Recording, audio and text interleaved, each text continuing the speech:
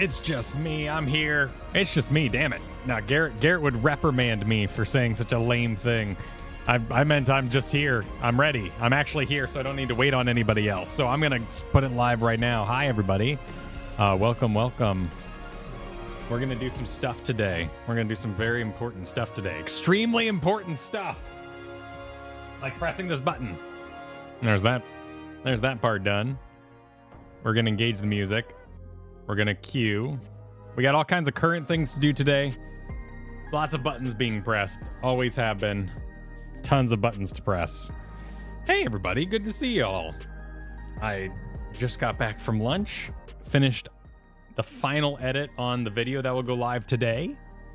And if you're not familiar with how the algorithm works on YouTube, you basically jump on a train. And if I put that video out right now, I wouldn't be able to stream because the video would be chugging along and I'd go, hold up, I'm a stream. And the video would get completely eaten by the algorithm because it would want to show the live thing that's live right now. So if I stream now and release the video as soon as I'm done, everything's on track. There's no congestion. And I got to get currents. Is honestly one of the big things I got to do is I'd be sitting here anyway, getting currents. And I have two things I want to look at. Plus, I gotta do Chloe and stuff. So yeah, exactly. It's highly tactical. It's extremely efficient for me to be here right now. And that's why I'm here. And that's why I'm about to queue for a M4, because this is all extremely tactical stuff I'm doing. Savage Howler, thank you for the membership. Good to see you. Hope you're doing well. Yeah, exactly. So we got important stuff to do. We got important lasers to dodge. And remember how to dodge so we can get our light weapon. And then we're going to go wander around and look at the floaty float farts. And we'll catch them. I know, right? What a perfect start to our day here. Let's start with a bunch of Q privilege. Before we watch a video talking about how terrible it is to be a healer. It's just the worst, you know? I feel for me. I feel awful at the moment. I feel like I'm wasting my time. It's a terrible burden I have. No, Garrett's on the trip. Garrett's on the business trip. He will return. In fact, he'll be back Friday because we'll be playing Alien Isolation, which was requested long ago. But, you know, sickness happened and we had to delay that stream. So we're like, hey, let's do it Friday. And so we will. So we're going to do that Friday.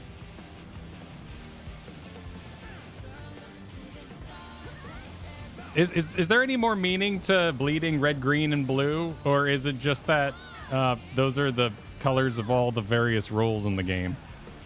I hope that's it. I hope that's the entire meaning of it.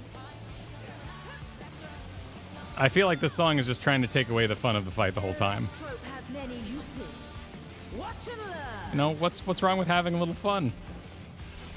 Oh, look at that massive cannon. Her skills are as sharp as ever.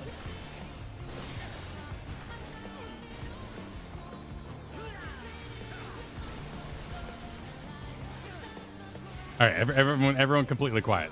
Everyone completely quiet. Okay. Everyone don't say anything.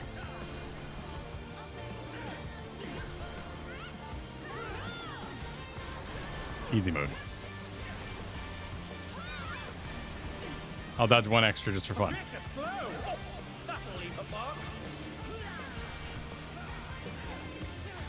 Oh shoot, I missed the first one. We're gonna follow the group. I believe I'm safe. Yeah, I think we're geniuses. Nope, we're not perfect geniuses. But we did better than that guy.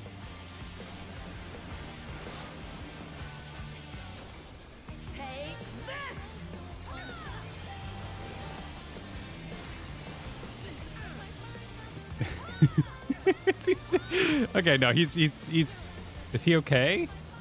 Is that the longest res ever? Does that mean I've never actually seen anybody sit on it like that. Is he res? Great wings. Ha! A wickedly divine. Did they go and pet the dog? Yeah, I think he has 30 seconds to accept would be my assumption of the information I'm being given there. Could be DCing. Yeah, that'd be a likely excuse. Oh, I think I'm okay. Yeah. For how long? There he is. There they are. Look at that. Oh, shit.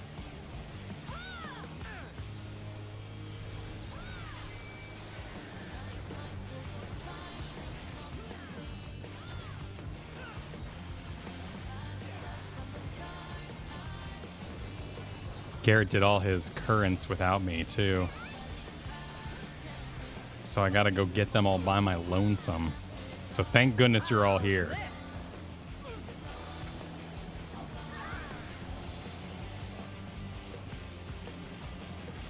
What? Yep, okay.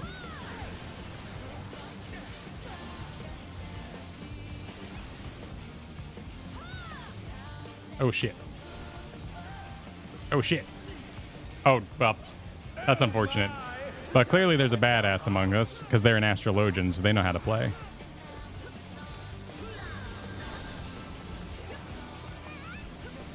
They're back on their feet. What, Chris?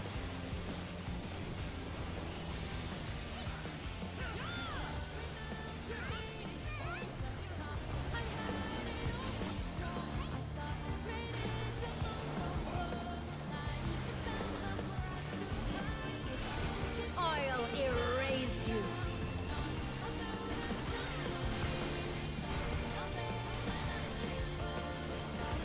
I actually don't think that was in range. It's kind of tiny.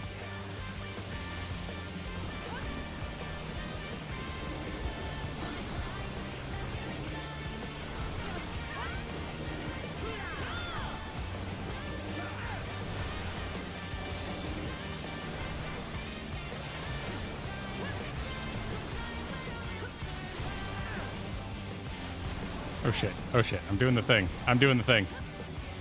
And they're done. Is it over already?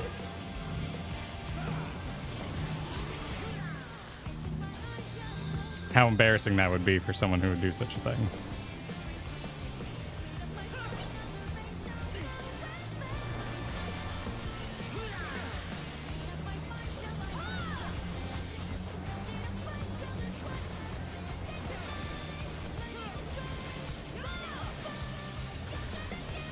Personally, I think Swiftcast should make the next spell free. I think that'd be a nice upgrade. Level 110. This is what should have happened in Sveen, though. There should have been 2 of them, and you should have had to look at both. That would have been really handsome. Oh, not that part yet. Oh, shit.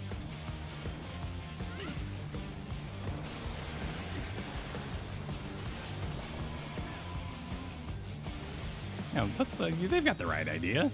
Just go all the way to where it's over.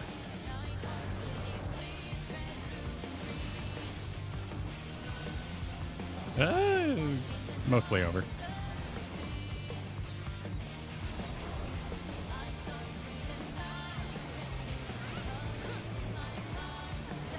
It's pretty. Beautifully dodged. Horse girls are crazy.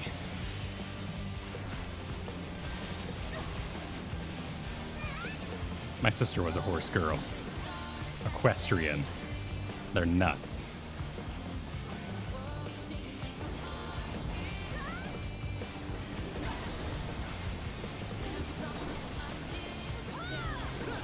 Where are you? Milk buns? Nope.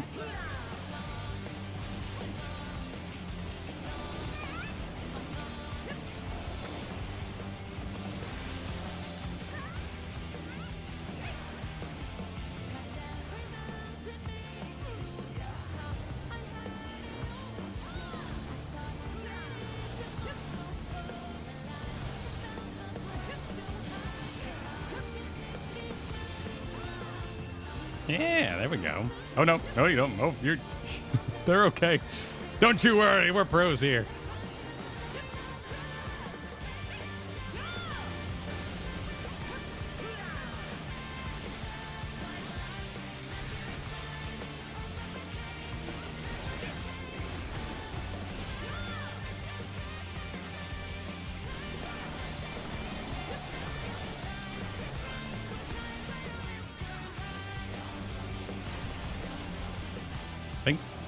Is this where she just does it forever? Yeah, this is the rest of life.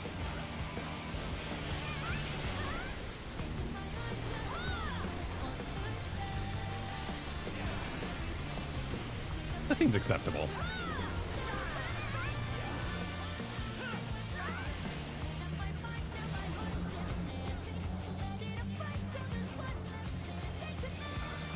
I cannot! I must not lose!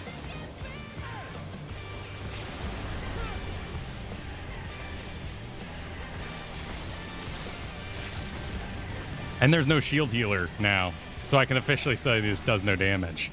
No one can counter me. Who's going to complain? The other astrologian? I'll tell them they're a hybrid healer. They won't even know what to do with that information. They're going to be overwhelmed by how smart I am.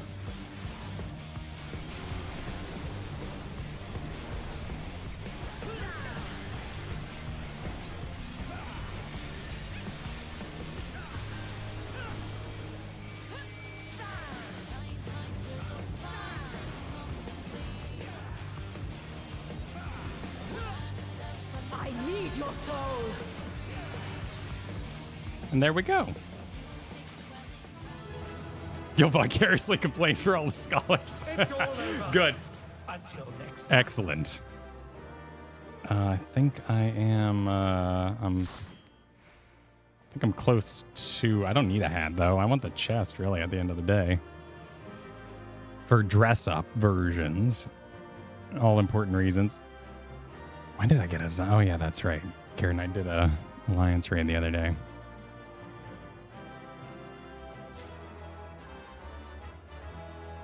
No, I guess I can just need on everything now, can't I? There we go.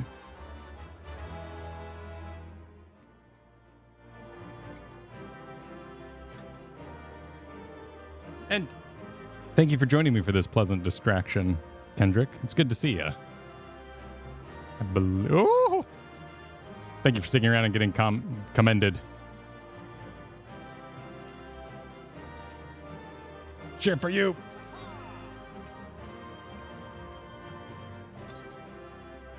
Just don't get commends like I used to. But I also stopped playing the game solo. And you don't get a lot of commends when you're not with friends. No, we haven't done any conversing yet. I was just getting that out of the way. That was almost big drama. We were so close to big drama. It was frankly very intense. All right, let's set sail for the current currents, which is again something I've only done once. So I have to learn where I keep this. Probably in logs? Travel makes sense. Here we go. Oh yeah, I never finished Labyrinthios because once again, one Garrett left me high and dry. Well, apparently I was kind of kicking ass in Heritage Found. All right, we'll head to Urkopacha to get started.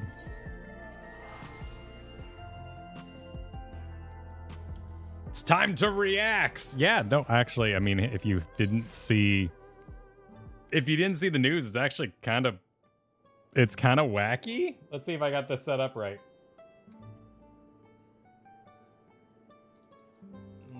Bring that in a little bit, bring that in a little bit. But yeah, look at this. Look at this. I guess it was hinted at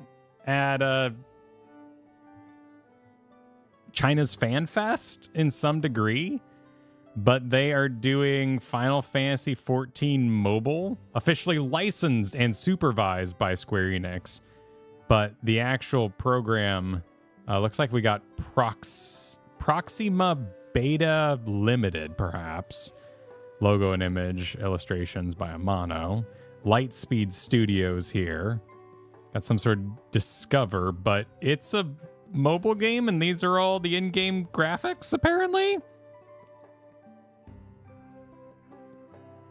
I would assume Tencent, right? Because you have pretty limited options for getting into that market.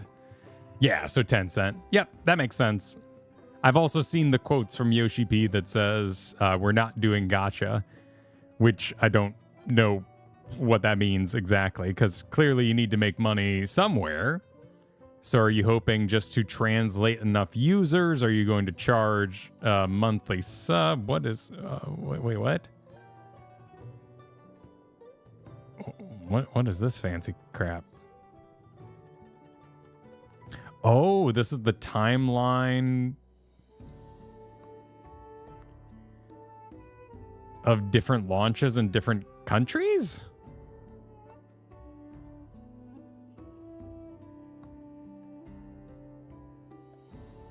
Or this is just news they like.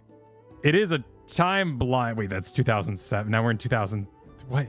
Wait, what is this? What does this mean? What order is this in? Why did we go to 2000? But it went to 2023? Am I insane? Also, is this the future? Wait, why does it go 2023? And then to 2019? But then okay, it seems to go back in time no matter which direction you go, and then at some point reverses time to go the other direction. And then jumps again. Okay, cool. So it goes back. It doesn't really matter, but it's their milestones in their mind that they have hit in order to showcase their game across the world. And Final Fantasy XIV is available in China, correct? Like you can play it. It's just that when we're talking about PC gaming markets, the phone market is that much larger. Therefore, putting it on phone, and phones are quite powerful these days, you're going to have a huge audience available to you. It is a dedicated server. Yep. It is 100% its own thing. There will not be crossplay. I believe it is just a Realm Reborn at the moment. There is a video, so let's watch the video before we go any further, before we make any more bold assumptions about just what I've seen in tweets and whatnot today. Let's watch this video.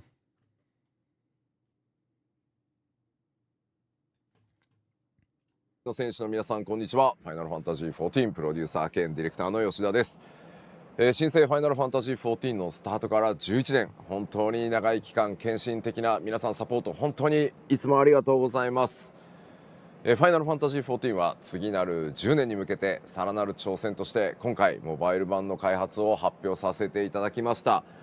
こちらはファイナルファンタジー14本体をモバイル用に完全アレンジしたモバイルデバイス用の最新 MMORPG です。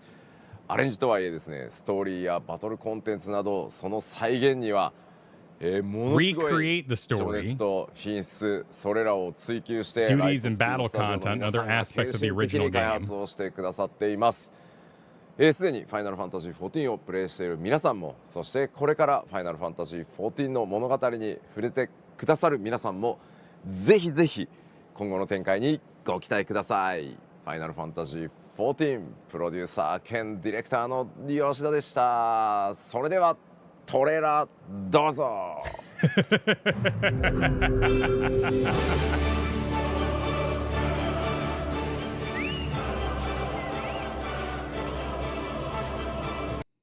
Footage shown is from Final Fantasy XIV Mobile, currently in development and is subject to change.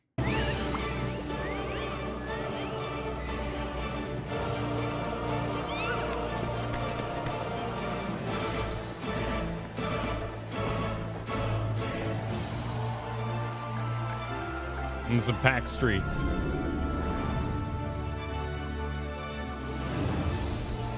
Okay. Yeah, so a declaration of side activities is... Oh, actually, that might actually be decent on phones. All those mini games could actually be changed quite a bit for phones.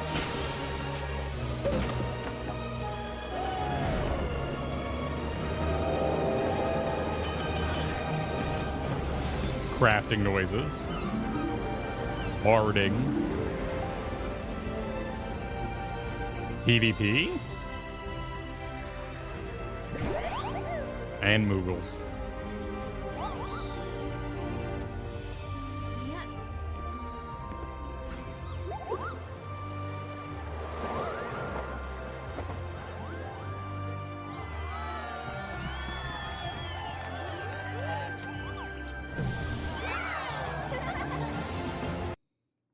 Should I know that one? I feel pretty good about the rest of it, but Moogles turning into Lalafels, I am not familiar with. Is this something that happened in A Realm Reborn? No, that's new? Oh, okay.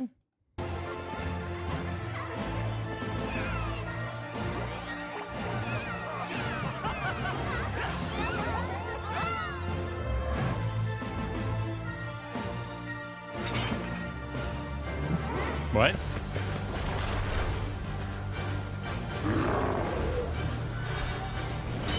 Yeah, some battle content.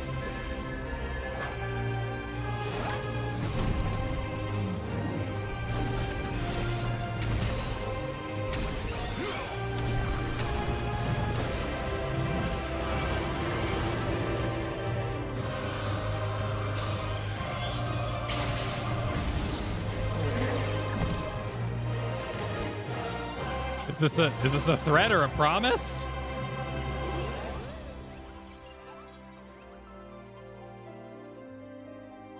Are you there?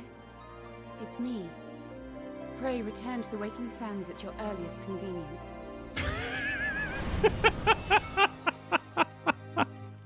She had a freaking when Louis Swall left her a phone, it was pinned to the wall and all that. Well, yeah, perfect. Wonderful.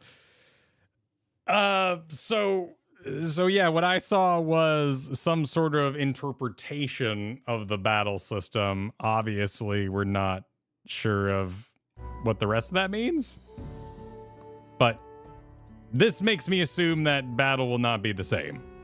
Obviously, it would be changed in some degree, but there's some standing and mechanics here. Some lack of movement. This kind of like Avatar projection Lalafell to real character thing going on. All makes me assume that there's going to be some pretty hefty changes to the way the battle system works, which is fine. Yeah, I don't think, like, if we're saying the abilities look wrong, I think just the stance that they're in. Well, they're in a theater, right? But you could interpret from it that they are suggesting that there's going to be a different control system by having Lalafels at a difference control their characters. Unless there's actual stuff. Is AR getting revoiced? Is that true, Kura? Can we read into that? I'm not familiar enough with old Minfilia to even know if that was different at all. Not confirmed, but it was a different. Were they unique lines?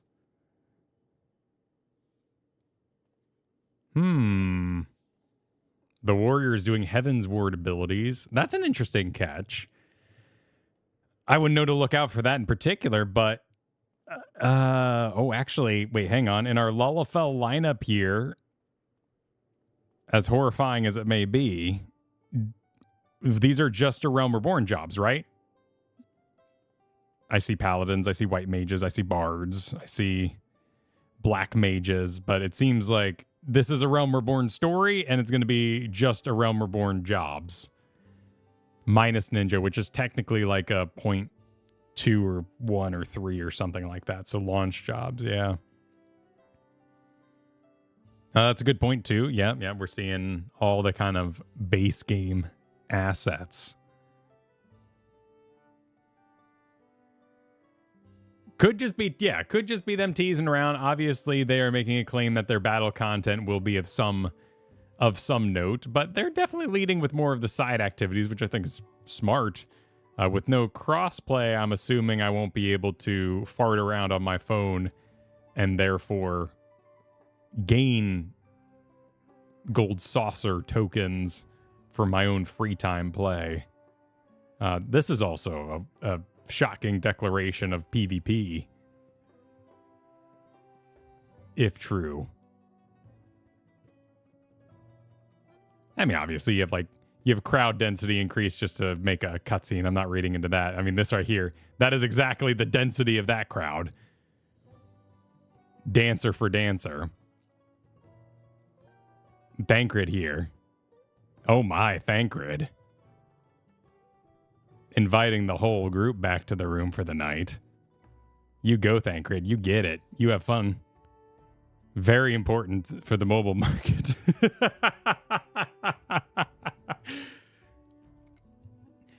Leith and Absol says, things like attack animations look very different. Also seems like it'll be based on A Realm Reborn. So far, I'm cautiously optimistic. Will it actually, and it's more about just, making sure the name Final Fantasy doesn't get weird and you don't have to be like, please, I do not play the mobile game. That thing is insane. But it seems like it looks really good, honestly, as well as, kind of the main feature here. I know World of Warcraft is back with Tencent, and they got kicked out for a time. I actually know nothing about the Chinese market and what MMOs are kind of in the lead in numbers to any degree. But I spent my younger years thinking about which game was biggest and making sure I was playing the right one. I don't really concern myself with it too much anymore. Let me see if I can find that. Yeah, here we go. Oh, looks like Vid may have sent me exactly what we were looking for.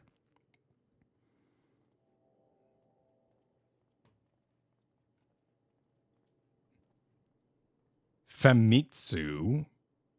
Okay, what is Famitsu? I'll make sure I close all my personal messages as well.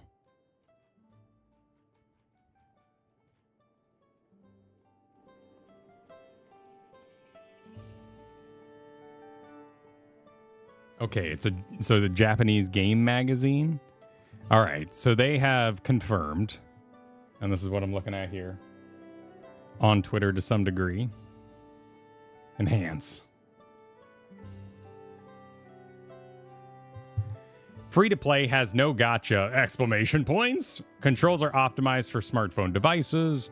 We'll cover the entire story.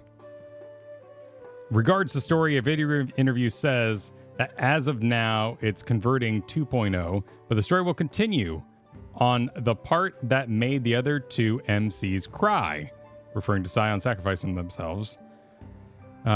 More clarification from Yoshi P on the decision of why no gotcha schemes.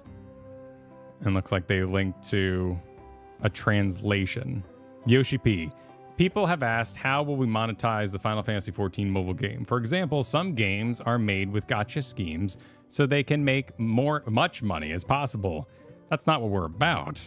With respect to the original Final Fantasy XIV, we designed the mobile game with one thing in mind: exactly how long could a mobile user play this game?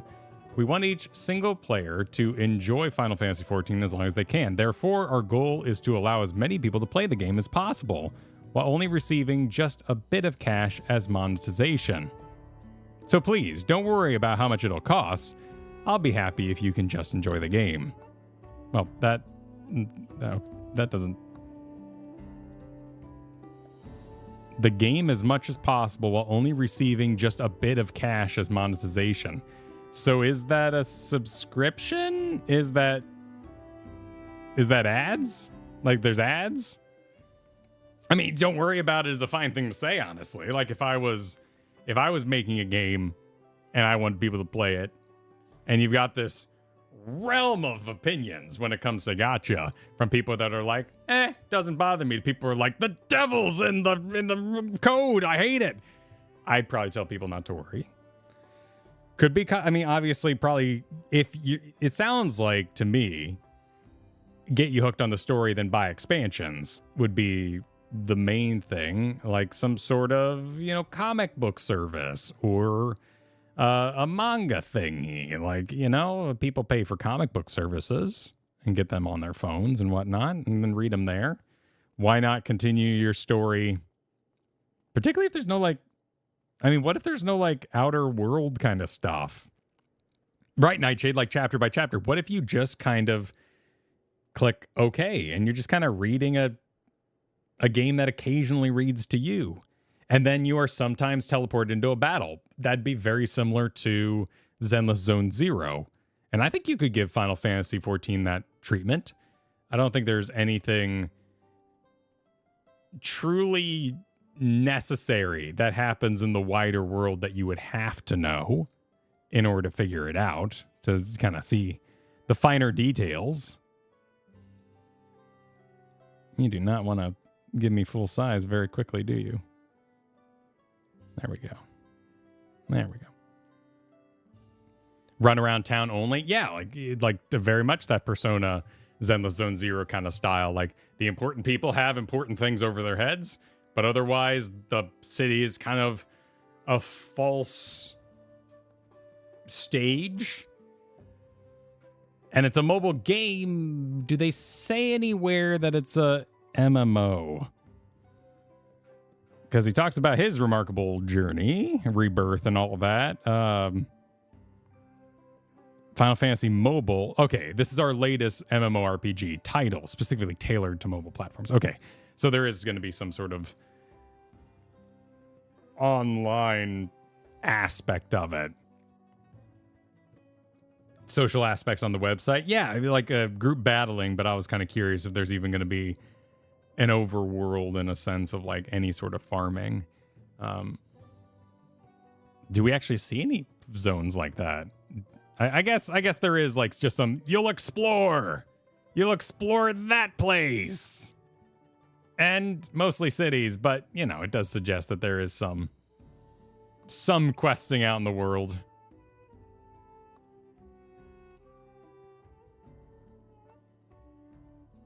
I mean, player housing would be a great place to monetize as well, you know, and particularly if you work at like a little kind of achievement zone where you keep dropping stuff you get.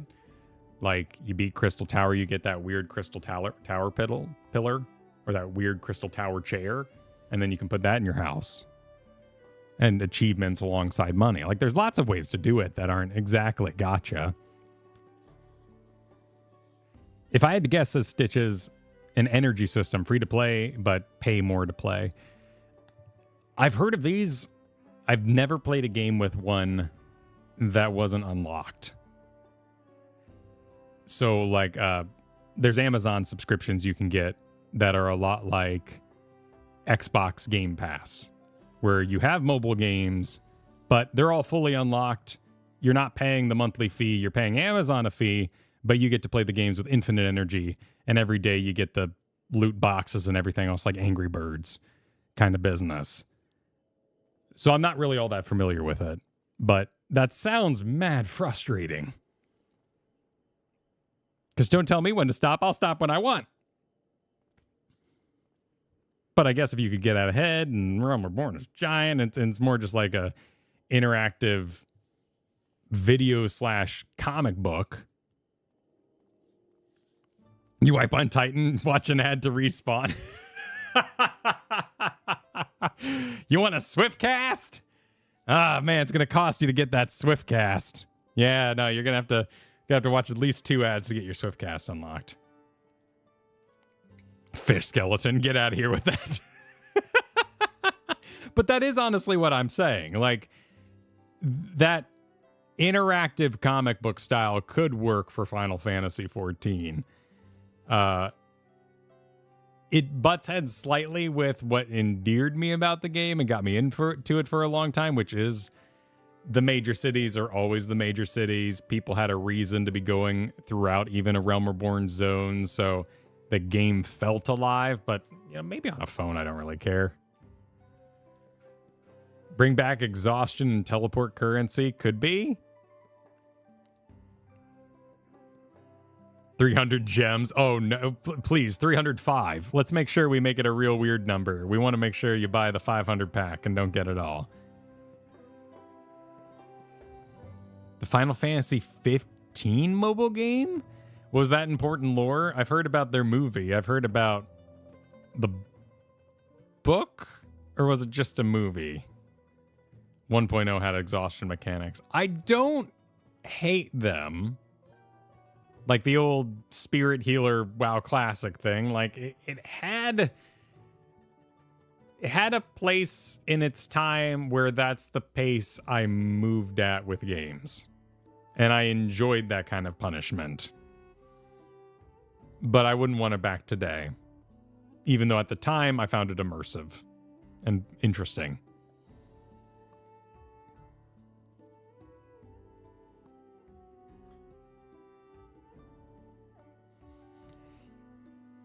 Yeah, Ray, that's an interesting thought, putting 1.0 as mobile. That's extremely completionist, and ultimately when you're trying to make money and grain people in your system, it's not what you're going to go for. But I think that it would be extremely tantalizing and titillating if they did that for us. You know, us at home thinking like, man, I'd be really curious to see original Gaius walk out. That'd be really nifty to experience that. I don't think that's how you onboard people.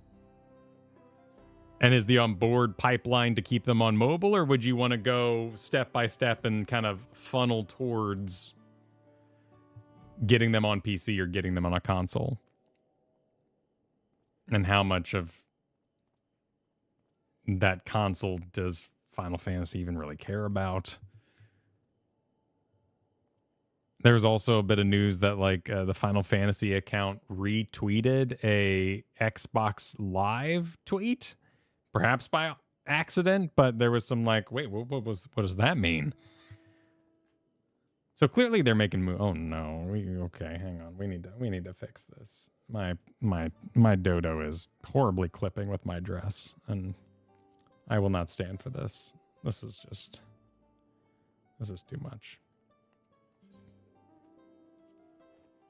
I think I got a crazy lizard recently. Where's my crazy lizard? This will probably, hopefully it's big enough to just not clip with my dress.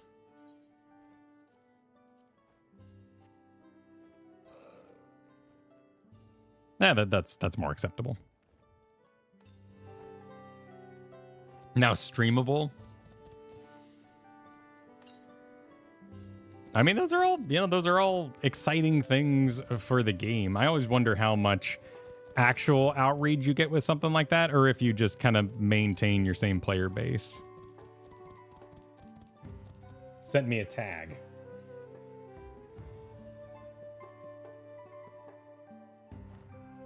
Long story short, Xbox Cloud Gaming is going to add a function to stream games that you already own on Xbox. Oh, okay, cool. So that's pretty simple. Not much to read into there. Just enhanced functionality and reason to pay for that.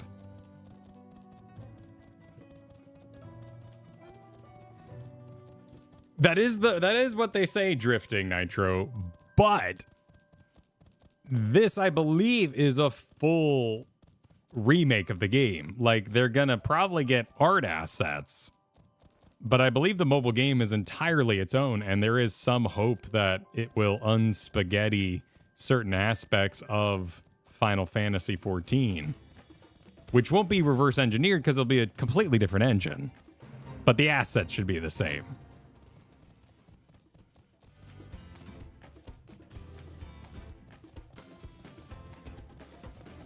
And without any cross compatibility, you're not gonna, suddenly really take advantage of it.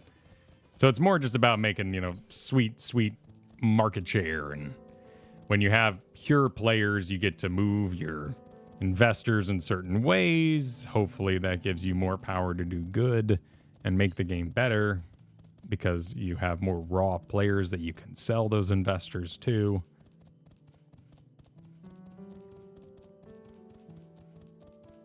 Augmented reality for Final Fantasy XIV housing.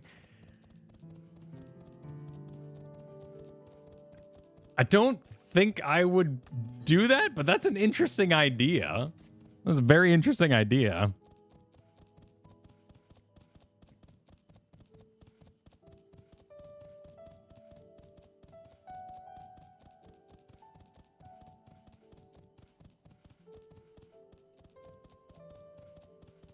I think continuing to explore 1.0 in things like holiday events or even visions or time warps would be interesting.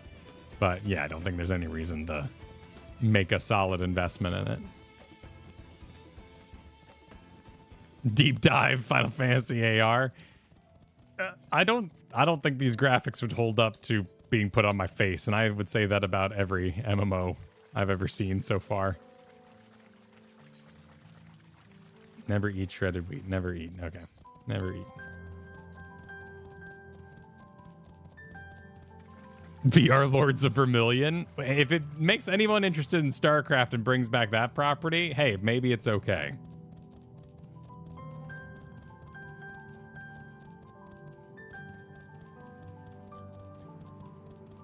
That is true. That is true, Tara, yes. If you have your frame rate proper and hopefully some eye-leading technology. Never actually been here. It's rather pretty.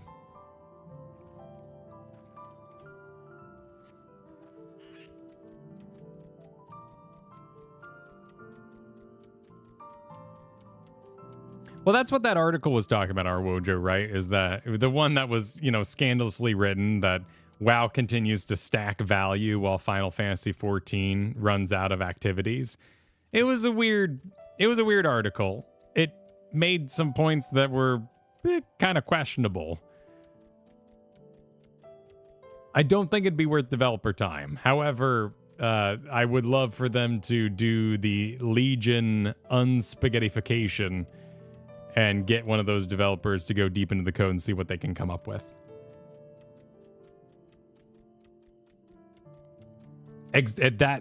Merging 11 and 14, that's the kind of stacked value that the writer was calling for, and I think that's interesting. In a world where WoW Classic and retail are available on the same thing.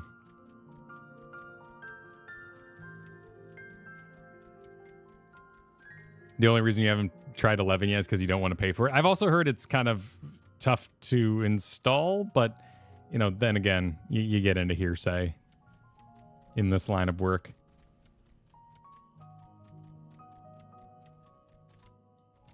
The article did introduce a lot of people to the idea of, and the wording midcore. It's something I had never heard of in my life.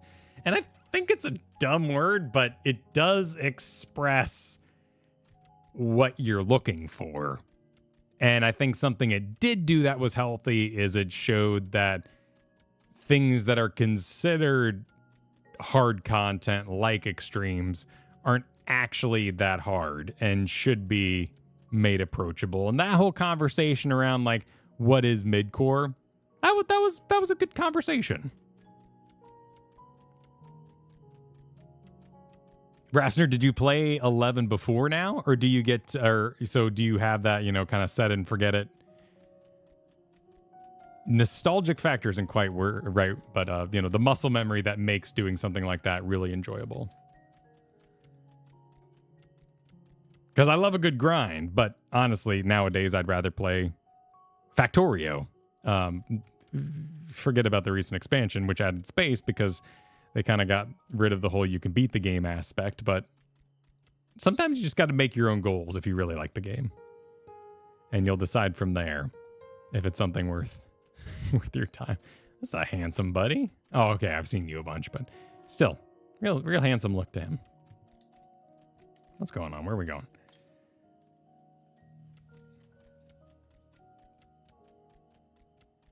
I will see at least 5 play. Exactly. I'm going to go to that lava world, damn it. Well, they did show the golden saucer, so I think there's a good chance. And I believe Triple Triad was on the list, too. That had been kind of dug around this morning, at least by Mr. Happy. And Triple Triad would be freaking great on phone. Like that's a solid, simple game with enough of a influence on your own deck building. I would enjoy that. Yep, there was Yojimbo. Yeah, he was, cutting stuff and dodging.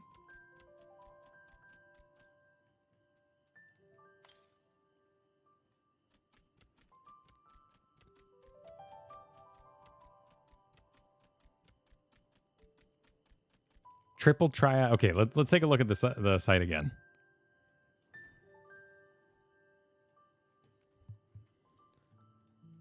Now that we've gotten over their circular time wheel. Ongoing game, licensed by Square, developed by Lightspeed Studios. Let's see. Lightspeed Studios, the creators of Accept All Optional Cookies. What? Wait, what? Okay, this is very business forward. Pardon my burp. But it seems like oh my god. Okay. Okay, what games do you make? They have a passion for it. And the Cybertruck? What do you make? Audio. They make audio. They do esports. PUBG Mobile. The Transformers? What about Transformers? Join us. Who are you? What do you make? Maybe About Us will tell us more. Awards. Golden joysticks. Okay, PUBG Mobile. PUBG.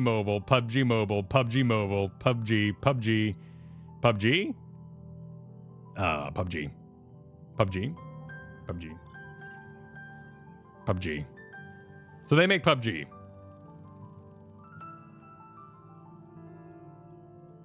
Yeah, okay.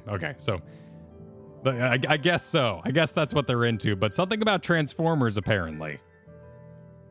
Apparently something about Transformers. Let's actually find a wiki so we can get some more information.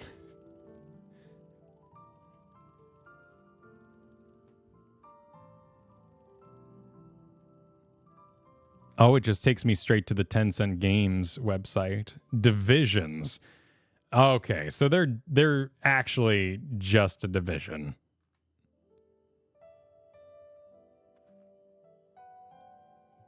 Let's see if we can find Lightspeed. Here we go.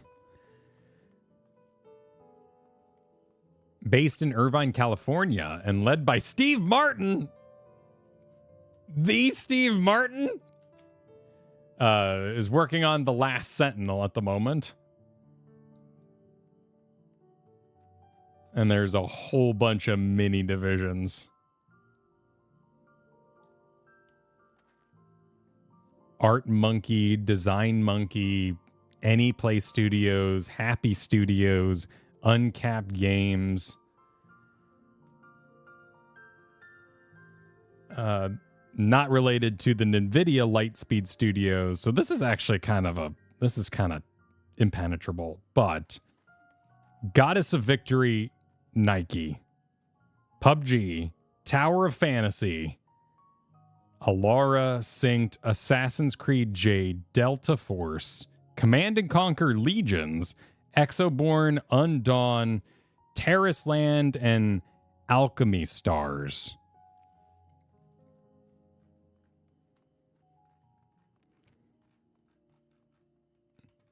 A fan of the Nike, are you? I believe it's the one where the butts are in screen and you do cover-based shooting.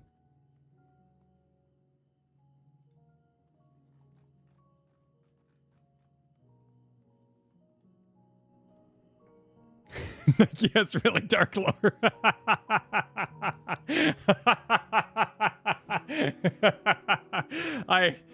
There's a range that I can take that in. There's an absolute range. But yeah, obviously that is a very large range of games too. I'm not questioning that it does, but I just think it's funny.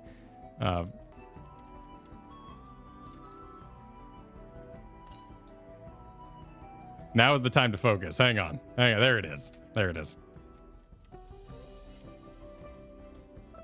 Finally butts. Maybe. We'll see. I don't know. I only really know my of your hands. Immerse yourself in stunning visuals and audios as skill and boss effects dazzle, culminating in glorious finale with a limit break. So that sounds like a unique battle system. Your spare time, you wander over to the Golden Saucer for chocobo racing and Triple Triad. Customize your cozy home and take part in Festivus activities. Express yourself in an array of outfits and glamours. The first release of the mobile game introduces 11 crafting and gathering jobs, allowing you to experience different pace of Eorzea. Cast your line as a master with fishing, become an adept miner, alchemist, and more.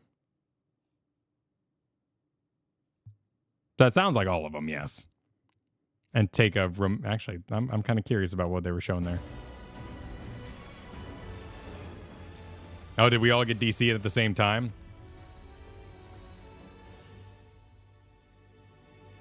They had to pipe all the mobile data. What?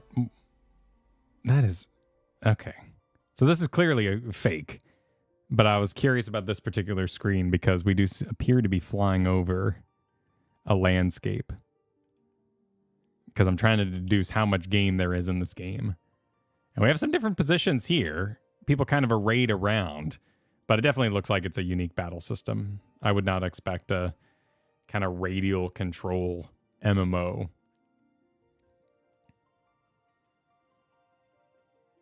This was the Wheel of Time.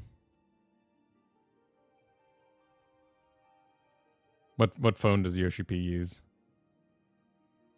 Coming soon. Okay, so this is... Ah, that's the release. Wait, does this have a release date on it? 11. Release? So is it coming out this month? Oh, the information release.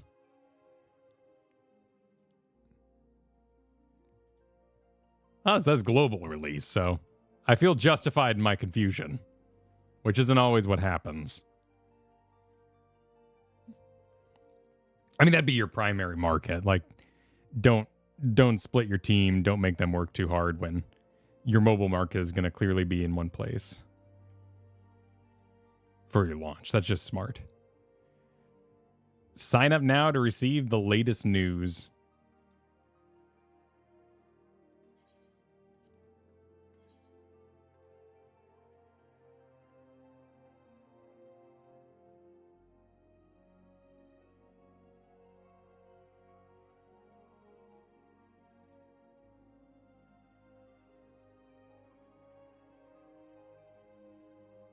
Join Eorzea today. Look at this slow motion victory on the chocobo race that they added in this particular cutscene that they've made here. As he crosses the finish line. Yeah! Right before we go to our romantic Pegasus moment. Flying over. Where are they exactly? Isn't that outside of the Wanderer's Palace or something weird like that? And that's just an email address thing, which I will probably sign up for on my work email to know more.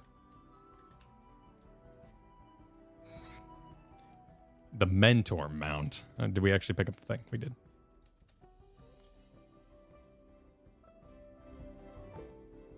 They could be. Like, one of the big things I'm reading into is that in all the battle content they're showing, nobody's feet are really in motion outside of initially getting into position. And I think that would be the way to do it. If you can make it not necessarily a tactics game, but a bit more single click.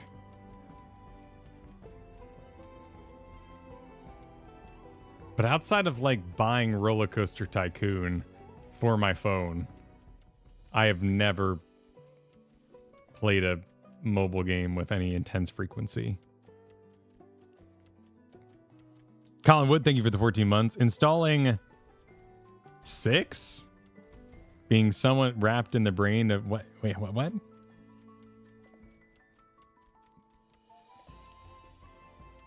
Oh, wait, sorry. Okay. Installing 11, being something to wrap your brain about is not hyperbole. Play Online is a nightmare of a launcher from 2002 that was bad even for its time. Okay. Deduced it, broke it down. But that's why I also bring up nostalgia, because like you'll show, if I see the website from my Dreamcast and how I signed up for things, I would absolutely love it. Like I just seeing Dreamcast web browser makes me nostalgic and makes me want to play Phantasy Star Online.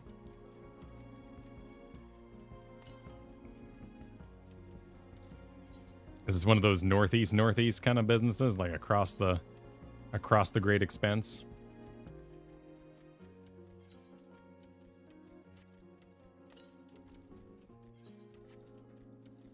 Upper level. Okay, cool.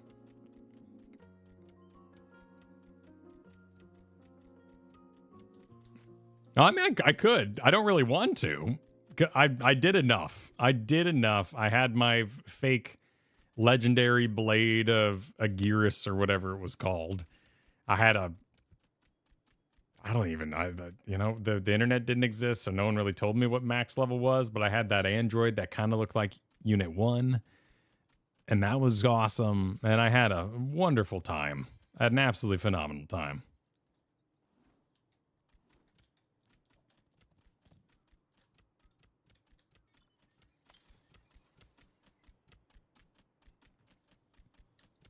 Ping me with Mr. Happy's 11 setup guide. I will cross that bridge when I'm ready.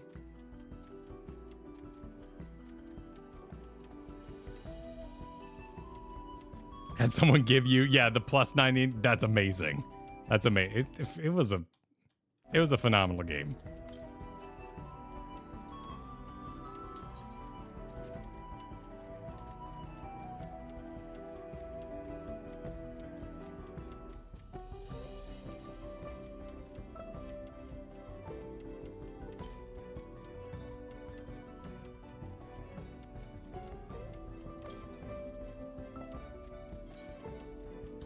Oh, wonder why I was getting so confused. But hey, let's just head north then.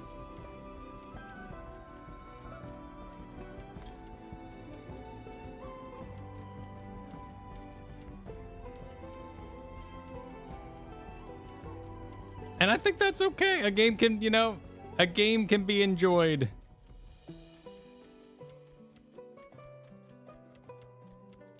From the... It must be over there. It must be getting confused.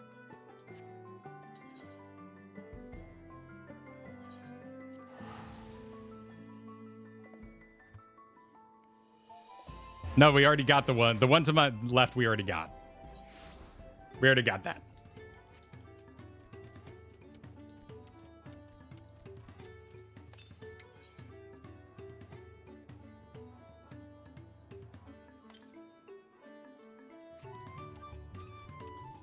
No, you're good. You're good. Don't worry about it. The Venn diagram of ether currents. Exactly.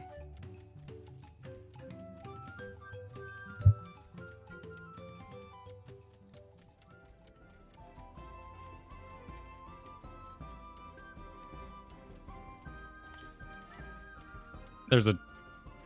Is that how... I don't know anything about relic weapons. I hear horror stories. I hear tearful celebrations when they're over.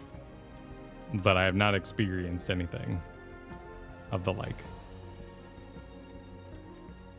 Imagine getting ether currents in mobile. I don't think you will. I think that's like...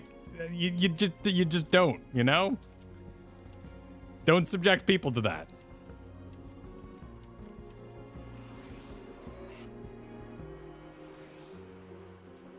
Most are just a poetic dump these days? Oh, well. So you buy like all those random bits and bobs to put it together?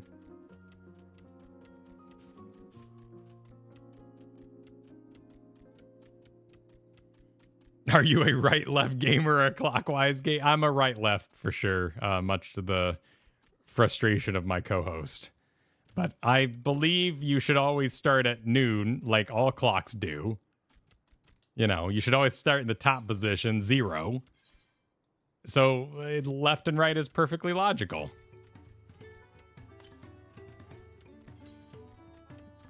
am I gonna... I guess going west would probably be easiest like this. Noon or midnight? Well, they're both the same in this case, so I don't worry about it too much. And normal clocks don't care either. Watches care. But, you know, they're special. You travel with them. You might need to know that sort of thing.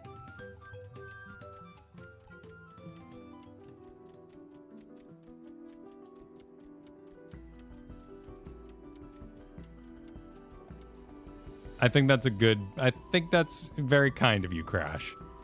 I play my magic cards upside down so that the enemy may read my cards easier than I, because I'm the one who built the deck. Why do I need to read the cards? You know? It's a kind thing to do. Well, digital clock, you would never say left or right, so you're good. DT relic weapons aren't out yet, right? Like that's one of the oddities that that article complained about with the mid-core content. That sort of thing should be available on release, which I think is a interesting request. But you'd probably also have to heavily time gate it so that it wasn't just completed and then done for the whole expansion. And that wouldn't feel good with that many months.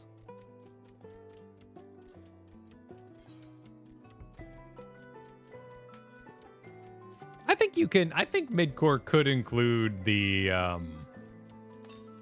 resolve to log in frequently enough.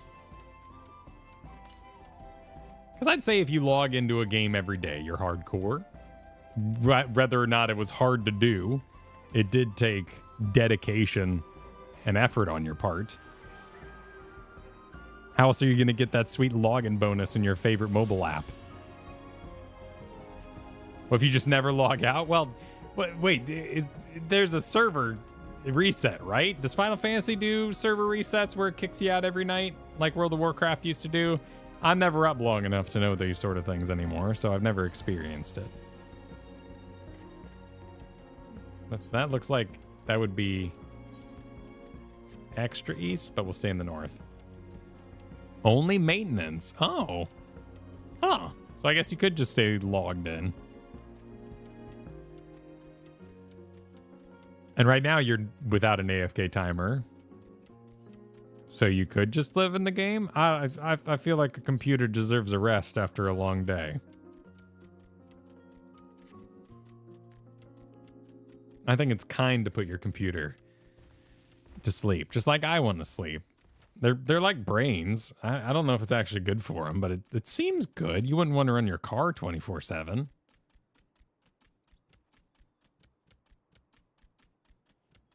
I think, and even if you put it to sleep, you know, I think you should turn it off. At the end of the day, we all want to be turned off.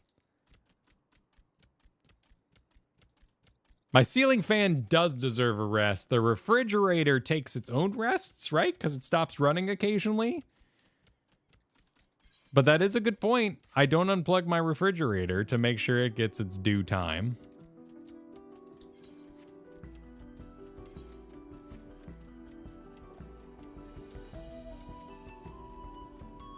Yeah, the AC takes its own rest. Wait, what are you? You're just a dude? There's a cool looking wolf thing? Just chilling?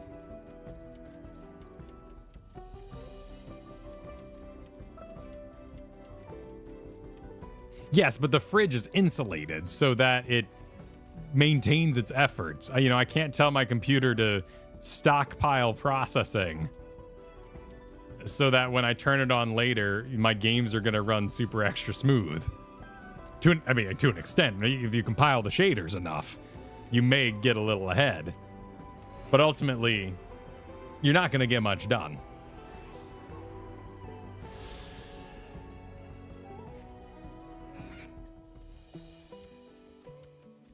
Would that you could? I've played plenty of tricks in the past with less than stellar computers to try to get them to do what I want.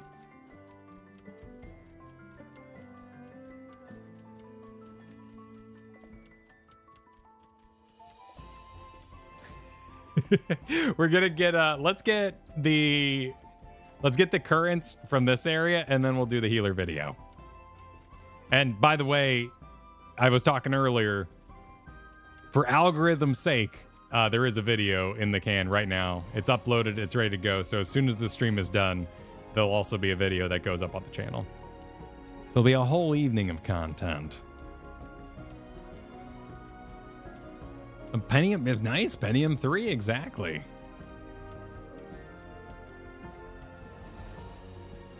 I mean, that might fall asleep on its own there, Rose Gold. I oft fall asleep with a phone in my hand, and then it puts itself to sleep. I enjoy, right now I'm enjoying is a strong word. I'm reading Dan to Dan. And not that it's not enjoyable, it's just kind of sad at times.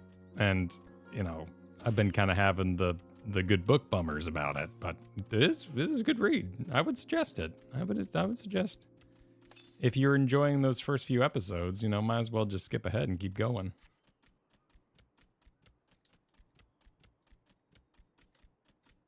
Some of your favorite things are sad. Yeah, exactly.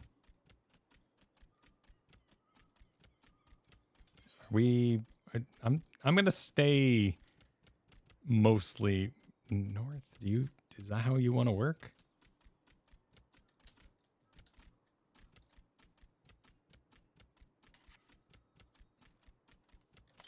I think that's a good choice. Noelle, I will find myself a little less invested in catching the show. But once I like a thing, I like to just keep going.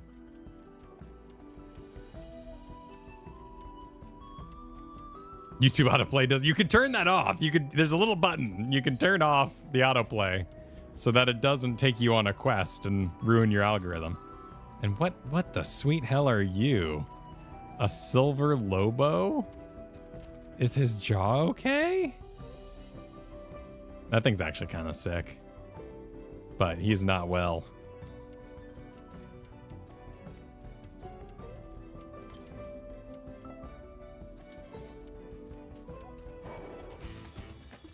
It is a weird, yeah, it's a weird dog cat thing.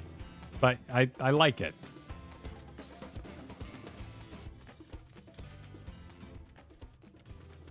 I like what they've done there. Probably my favorite thing about Final Fantasy XII is they have some absolutely crazy monster designs. There's some bogus stuff, but just the style of that game really lends itself to just getting to see all the monsters.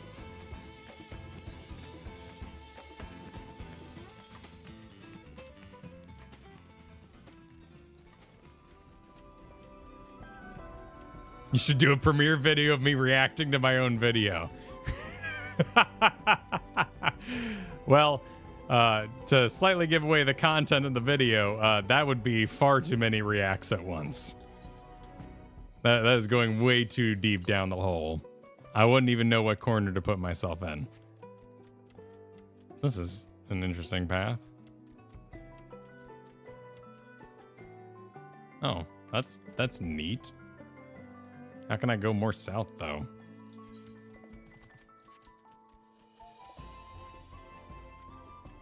Wait, there's two Dan to Dans? Oh, two, as an agreement? The video it's an exceptionally well-made video.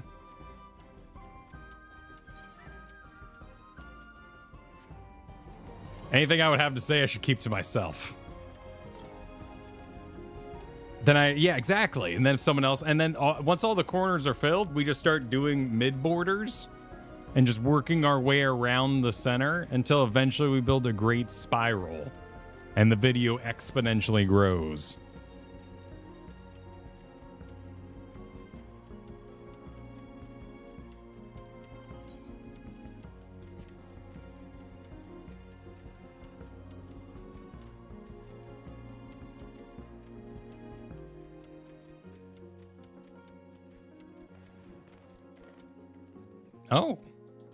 Oh, look at this little cute area.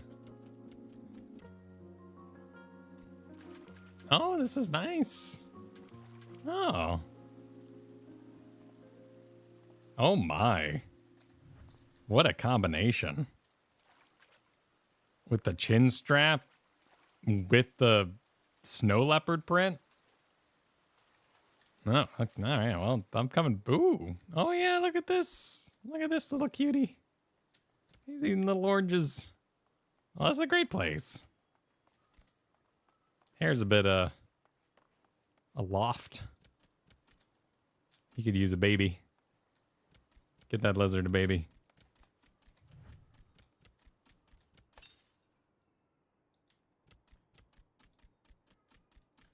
You guys cool? I don't think these guys are cool. What? No, you're not. North? What? What? Wait, I don't want to jump down. Northwest? What? Right over. Are you being sneaky?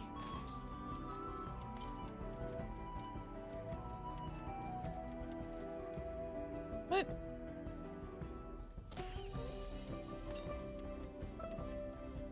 Something. What? What? Okay. No. Upper area. Wait. Oh, it's being a butt? You gotta go back?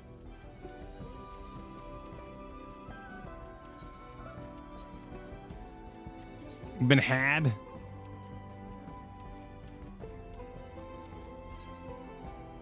Right, is there anything else around here? To the west. Okay. Okay, we'll try going back. Dividing the map like that.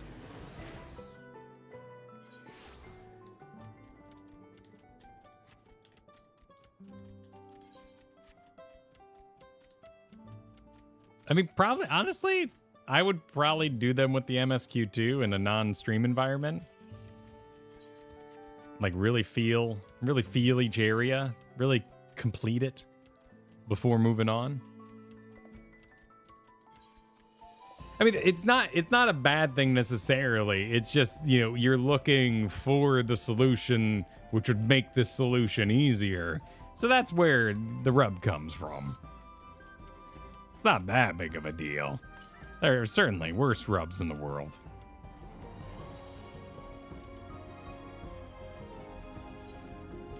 And I don't have to pay any gold to do it.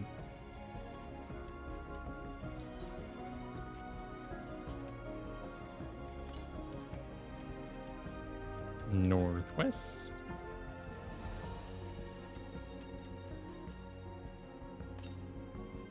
Northwest. Oh, probably that little building right there. Looks like they put a little hole in the side. Little wind tunnel. What?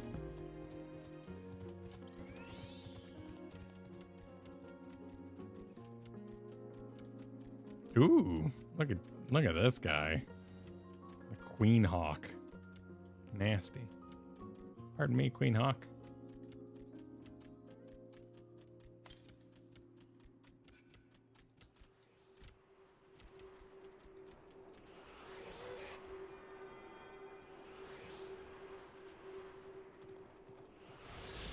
I think the Queen Hawk was available at the media tour. I remember looking over and seeing a lot of people battling some sort of crazy bee.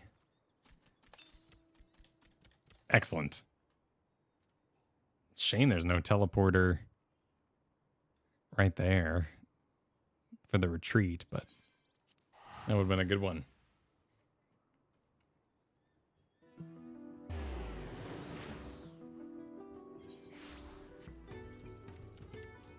Oh, did they post a video of it? Nice.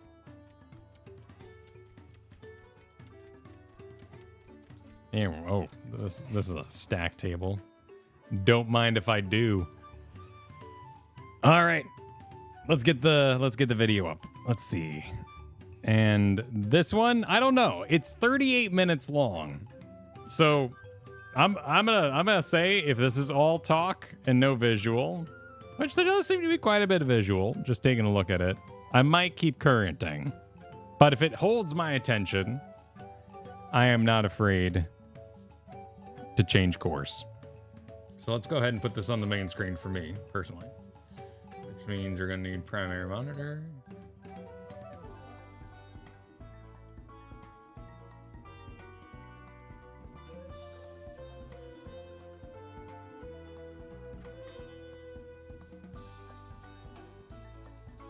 How are you, gentlemen?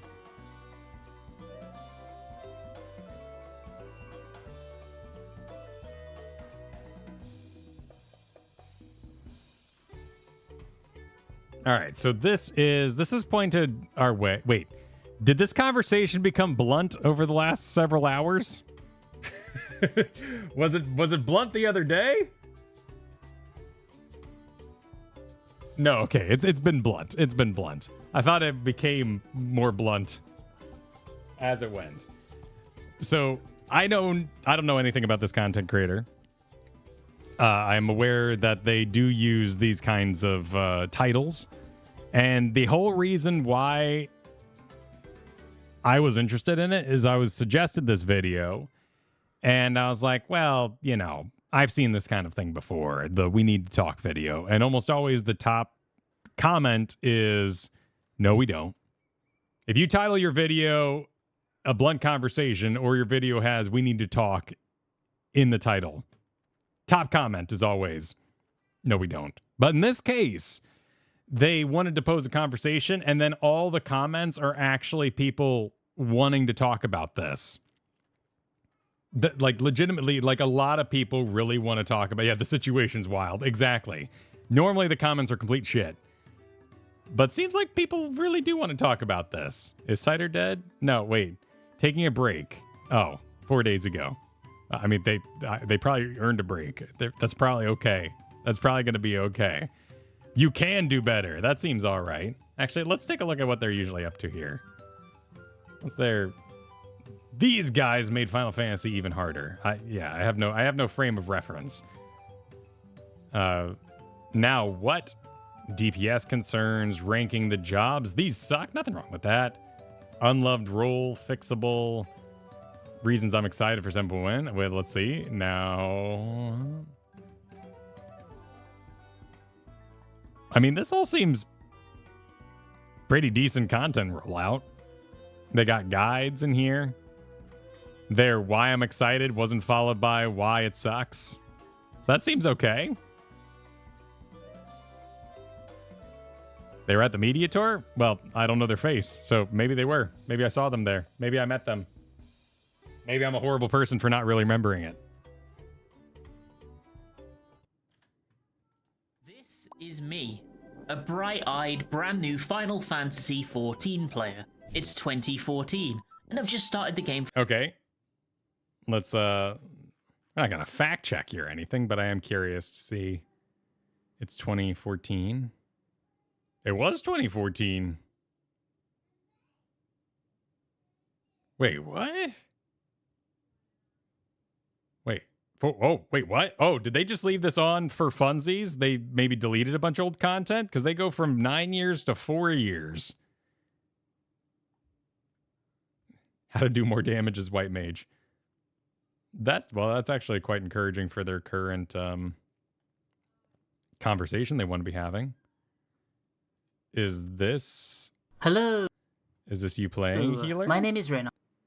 Or Ice Soldier ads and swap to sword form. The off tank at the time is going to grab... Okay, they are a healer. Okay, so they're a healer having a healer conversation. For the very first time and picked the best class, Conjurer. I know this because when I googled best class Final Fantasy XIV in order to let the hive mind make my decisions for me, as in all aspects of life, this GameFAQs thread appeared. Good at both offense and defense, it says. That must be the best, and there is no way somebody can be wrong on the internet. Conjurer is the ultimate class, and I am going to become a winner. I quickly learned that it doesn't really work that way, and that the Holy Trinity is a thing that exists in MMOs.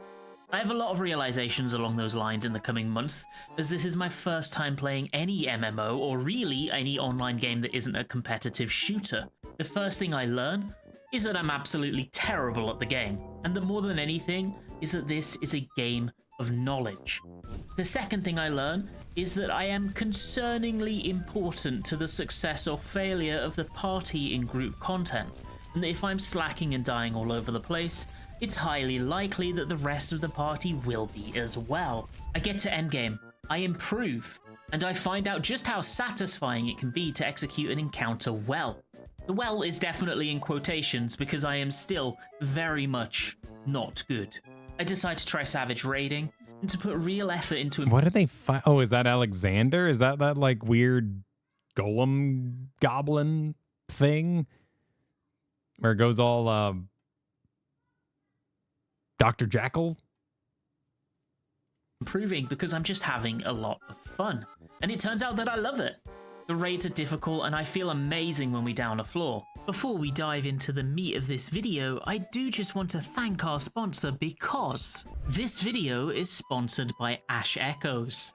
Ash Echoes is a real-time tactics game combining the very best of both tower defense and real-time grid-based strategy, coming together to deliver engaging and dynamic I mean, they gameplay. made the video. It's available now. This game has a deep elemental reaction system where when combining attacks and abilities from It's not Raid elements Shadow with Legends, others, exactly. both from characters and also from the battlefield terrains, you can make explosive and satisfying reactions, debuffing enemies or buffing your allies. Echoing Nexus, one of the game modes, offers a roguelike I can tell you, that keeps we have said no to Raid Shadow Legends a few times because no one wants to see that. Which can be upgraded, carried over, and fully customized with each new attempt. Ash Echoes has some stunning character art accompanied by lovely light 2D animations for the SSRs, and more than the art itself, I was most impressed. Well, there's usually a cap too, so these can be quite valuable if you're like a really solid creator that gets around like 40 to 50,000 views. Like, you'll basically cap what they're willing to pay you anyway. Haven't seen a Raid Shadow Legends in years. Me neither, but I started paying for YouTube Premium. Sponsoring this video. Finishing my first Savage tier made me... Pint that's just an absurd amount of effort they even put into those. And while they have to say the script and say all the things everyone has to say, Pint actually works very hard at their inserts. Feels so good. At some point, I get a 99. That was nice. As Heaven's Ward fades into Stormblood, I improve, learning to more efficiently heal the party, what to pay attention to have more situational awareness, and to deal damage myself. I get better at understanding mechanics and how the game wants you to learn them. I begin to play more than just White Mage, learning and falling in love with Scholar especially, and to a lesser extent Astrologian. I feel more well-rounded as a player. Stormblood becomes Shadowbringers, and I join my first hardcore group, clearing the new Savage tier in the first 24 hours. I had a great time, and I learned a lot. I love healing. I love how it feels when I heal well, and to maximize both the group's safety and my own damage contribution. So wait, are we seeing a ramp up in knowledge to discovering a lack of importance, or are they saying and about to reveal that their importance has dwindled since Shadowbringers? Has this healer problem only been since Shadowbringers? I love learning how to heal a new fight. Why am I telling you all this? They're healing on controller? I don't think I like what healing is in this game anymore. I think the issues that plague healing as a role in this game are very complex and deep-seated, and are definitely not the result of any singular incident or decision. Nor do I think that all of the factors that play into its current state are a net negative. Some of the changes made were individually positive and should be considered as such, but had knock-on side effects that were maybe not quite so good. It's a lot, and whilst I'm going to be discussing quite a lot of it today, I'm not going to be covering every little point because we'll be here for 3 hours. Just the interesting ones. Today, we will be discussing why I feel apathetic to the healing role in today's Final Fantasy XIV, how we got here, and my suggestions as to one of many viable paths forward. This is a discussion video about my opinions, so I'd like to hear yours too in the comment section, and hopefully we can have a solid, civil conversation about it. Just don't do the thing that so many people do, where you listen to 1 minute and then angrily smash a reply into your keyboard.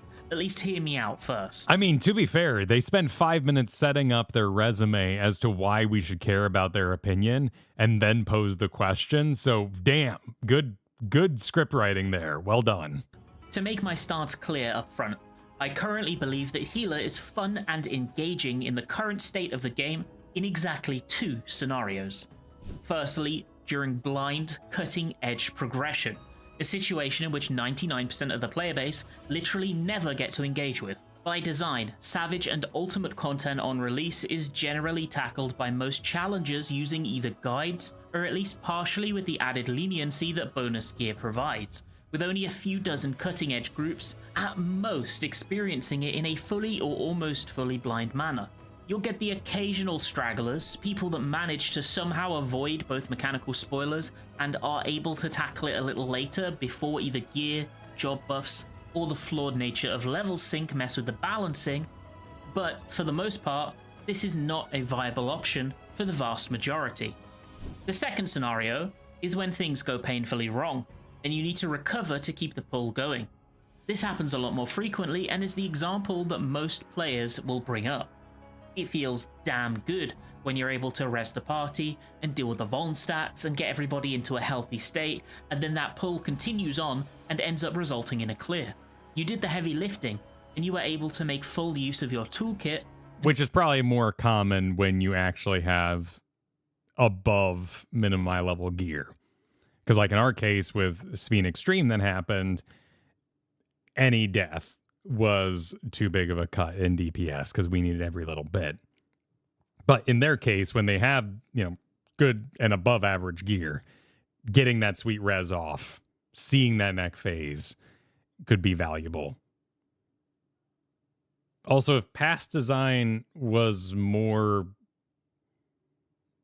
exact to what the mechanic was going to be regardless of death, then that information is also more useful, which is something we found out with FFXIV, is that if we limped over a finish line and got to see the next phase, the information was usually quite useless because there was a lack of targets. The role individual mechanics would go onto the wrong role, and there's nothing you could really read into.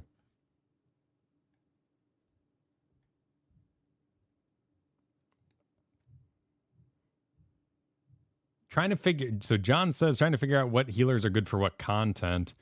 I mean, obviously I've heard about their AoE stun on the White Mage. Do White Mages have a dot? Do all healers have a dot? Is that just part of their keep them busy kit at the moment in terms of design? Okay. Interesting. I'm wondering if they're going to bring up that, because obviously one of the big things I've heard is give healers full rotations, which I think is not what I want personally. And I'm curious as we get through this video if we're going to see a lot of this is what I want, this is how I want, and we all have different opinions about how we would fix things. If they're going to suggest that everything like more damage checks, which isn't really inspired, but would make you feel more useful. When I think of like bonus macro and micro mechanics, StarCraft has my favorite. Flavor-wise, you've got Zerg Queens, Protoss Pylons, and Mules. As well as that warp phase thing that Protoss do that I don't remember the name of. But those are extremely different, but are all there to increase the size of the skill ceiling and make things busier. And adding a dot is not terribly interesting and just feels bad when you do it wrong. Be rewarded. I think that's very true, Caslow. I think a huge part of your DPS is the dot, and it's something that I'm failing at personally. For excelling. It's healing at its best. Even recently, as an aside, I've been doing a lot of Savage Party Finder, joining clear parties to help people get their wins before 7.1. And there was one party in particular in M3S that was having a rough time. It was listed as a clear party on Monday night for context, and it took us like an hour to even hit the halfway point of the fight for the first time, just because there were so many players in the group struggling to remember mechanics. It might be due to fatigue, or maybe they just didn't quite have the confidence that they claimed they did, but regardless of the reasoning, there were some suspicious activities going on either way. One example off the top of my head is that during the mechanic where you need to pop your debuffs on the fuses one by one, healing and mitigating the damage on the way. Oh, this is interesting. This is completely a content note, but it looks like they have it set to only do initials on their party frames, which would be quite respectful for making a recording of a random pickup group. Well, there's a puddle of pain and death in the middle of the arena where the boss is channeling from, and you don't want to stand in that, right? One of our DPS did not get the memo. Every pull, without fail, they would either just stand inside it or run directly through it to get to their spot. Even after multiple party members pointed it out to them and told them that you don't want to do that, they kept on running through. You get a pretty damn spicy dot for standing in the no-no, which when combined with the mechanical resolution itself that also deals a lot of damage, results in an actually engaging healing challenge. You need to upkeep your AoE mitigation, which in my case was sticking down Liturgy and Wings and letting them do almost all the work for me, then burning through my stockpile Plenary Raptures to deal with any other spikes that popped up, but alongside that, I would be throwing single target mitts or heals at the rogue DPS in between each pop. It was fun, honestly, and suddenly made that section entirely more interesting to deal with. That party in general was a good laugh. Everyone was positive, and whilst they weren't the strongest players as a collective, there were instances where I'd get to throw off 3 reses in a row and recover the pull, and we ended up with the clear in the end. But this, in and of itself, is a problem. One of the 3 roles in the game should not be completely unengaging unless something goes horribly wrong, or unless you're one of the 100 or 200 players at the forefront of a progression race.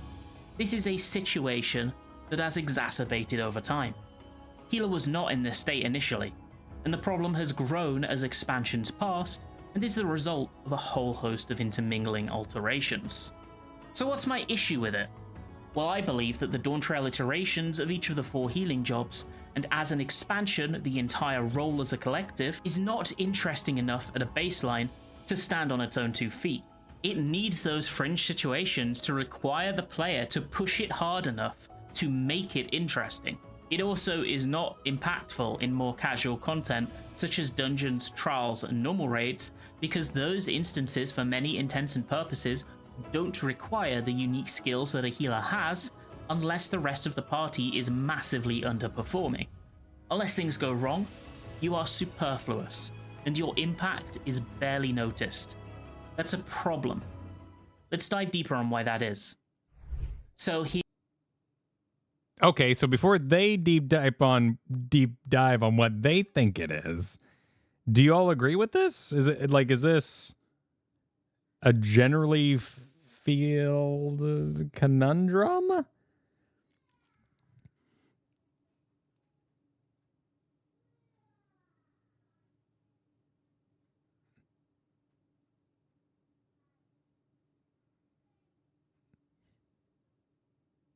I'm not sure how you fix it though, right?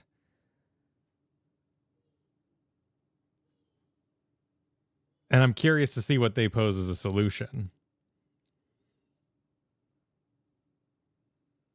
When I MSQ'd, the healer died every boss and wasn't needed to win ever. Well, I certainly feel that. It's a bummer. I don't hold my lack of getting to play against the game, though.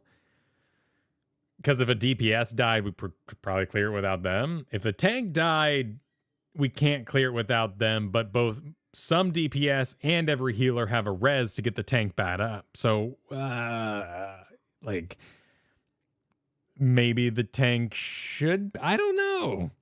Maybe it's a result of the lack of toxicity in Final Fantasy XIV that tanks aren't getting trolled enough, that they're not afraid enough to play the role, so you have more people playing the role than you would another MMO, causing the tanks to feel more rewarded, and the game itself gives the tanks more rewards to get tanks to play, but tanks already want to play because the game isn't toxic. And now tanks are too damn powerful. That's it. We just solved it. If anything, all we need to do is just take all the power from the tanks and push it somewhere else. Give that power to the healers. But then tank queues would decrease because they'd want to play it less. And so my healer queues would increase in turn because more people would play healer because we got more powerful. So it's a tough one. But I think the most dangerous idea is just, hey, let's have every boss in the whole game just go every few seconds and just go, hey, I heal check for fun. Because why? What's the purpose? How would I know that? Do you just get to know it? Like they go back to A Realm Reborn and then they're like, hey, I'm a pirate. Boo-boo. Hey, I'm an octopus. And just like every time you see the boss do anything on the planet, you just start healing your ass off for fun. Granted, that was the right answer in something like Sphere Extreme. Is just if the boss is doing anything, you just do something to heal or mitigate it. One healer's only needed for an 8-man? I mean, I don't find that offensive, personally. But I come from the world of MOBAs, where if you're good enough to run without a tank, a healer, you can do a light support instead of a main support. That is 100% you're right. If it's happening too often, if people perceive, it's more about public perception, ultimately. El Bardo says, hello, the YouTube AI is saying you're discussing Raid Shadowledge. Wow, it jumped on that. We haven't talked about that for a while, and it was brief. But they're paid. They're paid, we know. Healer has changed a lot intrinsically as the years have gone by. Let's paint a picture of the main... I don't know, and how are you going to know that, Absol, right? Like, when we're in an extreme and I see 0 damage go over my head, and the boss is like, blah, blah, blah, blah, I'm crazy, I'm on fire, and I'm seeing 0 damage, 0 damage, 0 damage, and I say something like, huh, why is this doing 0 damage? There's a lot of people that are like, guy doesn't understand how good the Sage is in the group.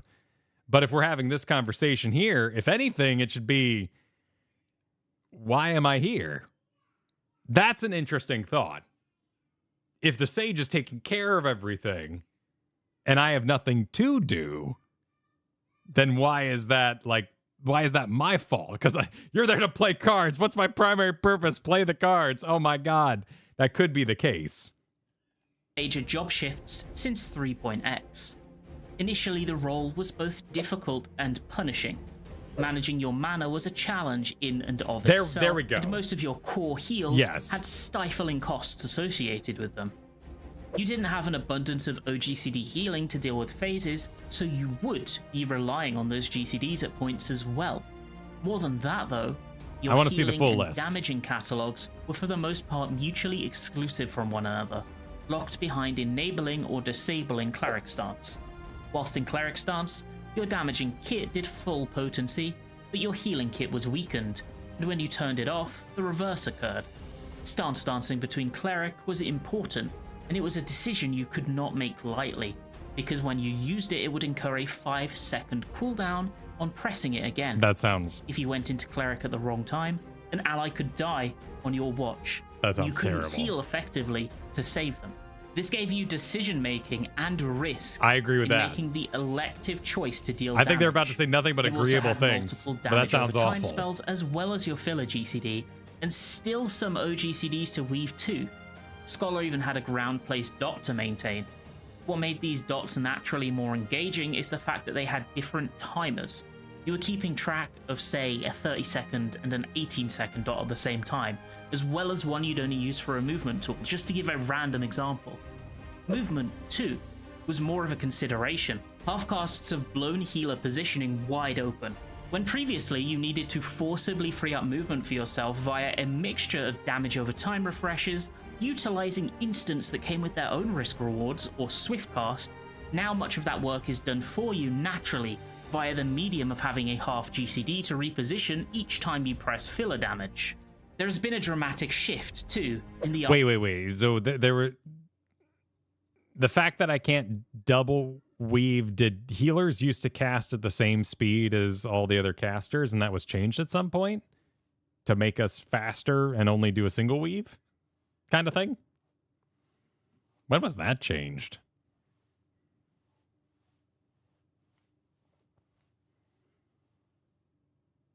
Wait, that recently in Endwalker?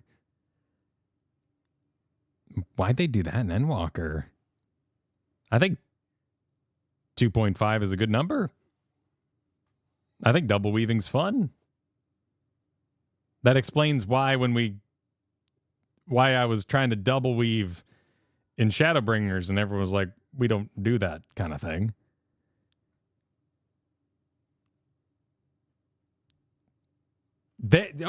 So to make it line up with the 2-minute burst window, I don't know how accurate that is, but that sounds like at least, some facts.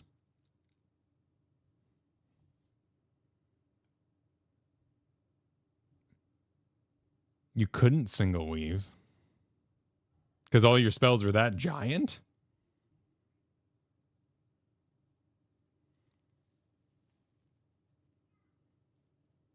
During the dot cast. Oh. Wonder how that would feel. Certainly wouldn't work well with modern Astrologian. Huh. Interesting. Arsenal of tools available. Movement I think harder. The easiest therefore. way to illustrate this is to go on the Wayback Machine and literally show you a list of one of the healer's curative actions back then, so that you can compare it to now. On top of their basic Conjurer actions such as the Cure and Medica suite, White Mage could use Regen, Tetragrammaton, Benediction, Assize, and Asylum. They also have Divine Seal, which increases the strength of GCD heals for a short time, Virus, which is what later became Addle, and Eye for an Eye, which could be placed on an ally and would give them a percentage chance to proc a damage reduction on the enemy for a period. There were no powerful damage neutral or Flatus tools, nor Plenary Indulgence to combo with them, no shielding or mitigation from Benison, Temperance or its combo action, no auto healing from Liturgy, no second Tetra stack, none of it. In many cases, you had to rely upon your core GCD kit to handle the dirty work. Those are all wonderful words. It was an words. expectation that you would have to genuinely excel to surpass, rather than a failure state of poor planning or a recovery option like it is now. Am I saying all this to imply that we should revert back to Heaven's Ward and that it was a better state for the game? Absolutely not. But this does illustrate how many points of friction once existed within the role that are all gone now. And whilst having too many points of friction can be frustrating for many players, having almost none whatsoever leaves us with no challenge to overcome, no thought or care to apply, and for me, a sense of apathy. That's There a is decent a point. fine line when it comes to the That's a level really of friction calm a point. job possesses in conjunction with how fun it is to play. And we have long ago entered the negative spiral. Okay, hang on. Let's go back to this list because this is an interesting list. And I do like how they are aware. This is a really good video. They're very aware that this is all too much at once, but solving all these situations all at once became an issue. One I really relate to is mana costs. I think high mana costs are very interesting. It led to never DPSing in Burning Crusade, and healers weren't really designed in that way when I was raiding in WoW heavily. But I remember when mana became boring, and it was terrible, and it sucked. You had Shadow Priest, and that was cute. The whole vampiric thing was super cute.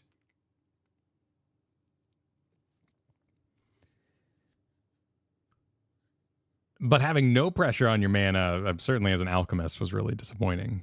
In World of Warcraft, you would pick two professions.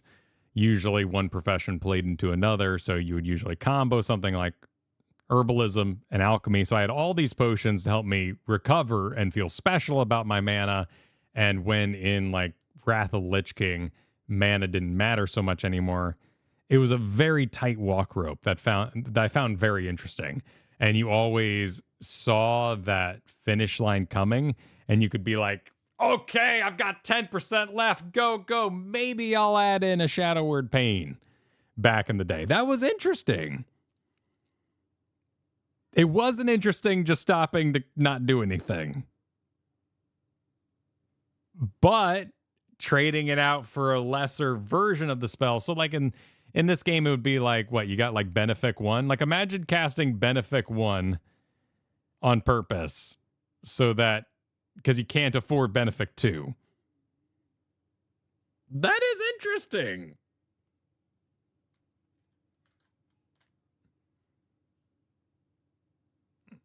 Let's continue. Where's bargaining?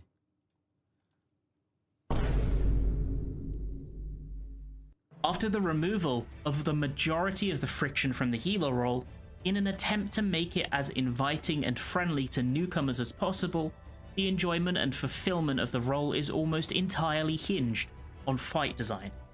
Whether you have fun or not in a general scenario is entirely based on the encounter you are in, and encounter design has regularly and often correctly been criticized of late, especially when it comes to easier dungeons, raids, trials, and 24-man content. So if you are in a duty that doesn't wait, easier dungeons? Haven't dungeons feel like they've been, you know, it's not like this, it's more like this, but isn't dungeons just getting more difficult? I mean, they do a little reset each expansion, but compared to other MMOs, I feel, easy to them. Yeah, absolutely. Oh, yeah, okay. Fair enough. Require much or any healing. Your damage rotation is entirely mindless. You don't have to think too hard about moving. You have a million tools available to press if something does happen to go awry, and it doesn't really matter which one you press because any of them will fix the problem. What are you there for? You're a mascot character. It's not that healing is more fun when things go wrong. It's that healing is only fun when things go wrong. Essentially, if you are anything aside from an extreme beginner to healing, all of these swathes of content, and even higher end content like Savage, enter the point of routine scarily quickly.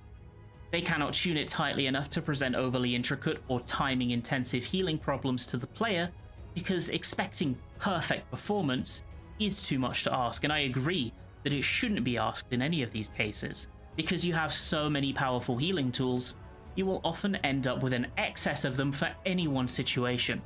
So rather than needing to carefully plan each and every usage, a slapstick approach will deal with almost every situation effectively. Final Fantasy XIV battles are very scripted, and for the most part don't need all that much healing, making them simple to effectively solve. That is kind of interesting because after this previous Phoenix streaming, I talked to some people and I even requested coaching, seeing if I could pay for coaching, if I could find somebody to coach me on stream. And one of the big things I wanted to know is, hey, can you go through my various cooldowns here and tell me which one I should use in which scenario? And the answer I got back was, it doesn't really matter. Which seemed weird to me. It seemed like, you know, I would have found it fascinating to be like, collective unconscious first, and then on that next one, maybe do your neural sect into something like a Helios Benefic kind of like thing, and then you know, as that wraps up, maybe Celestial. But most people didn't care.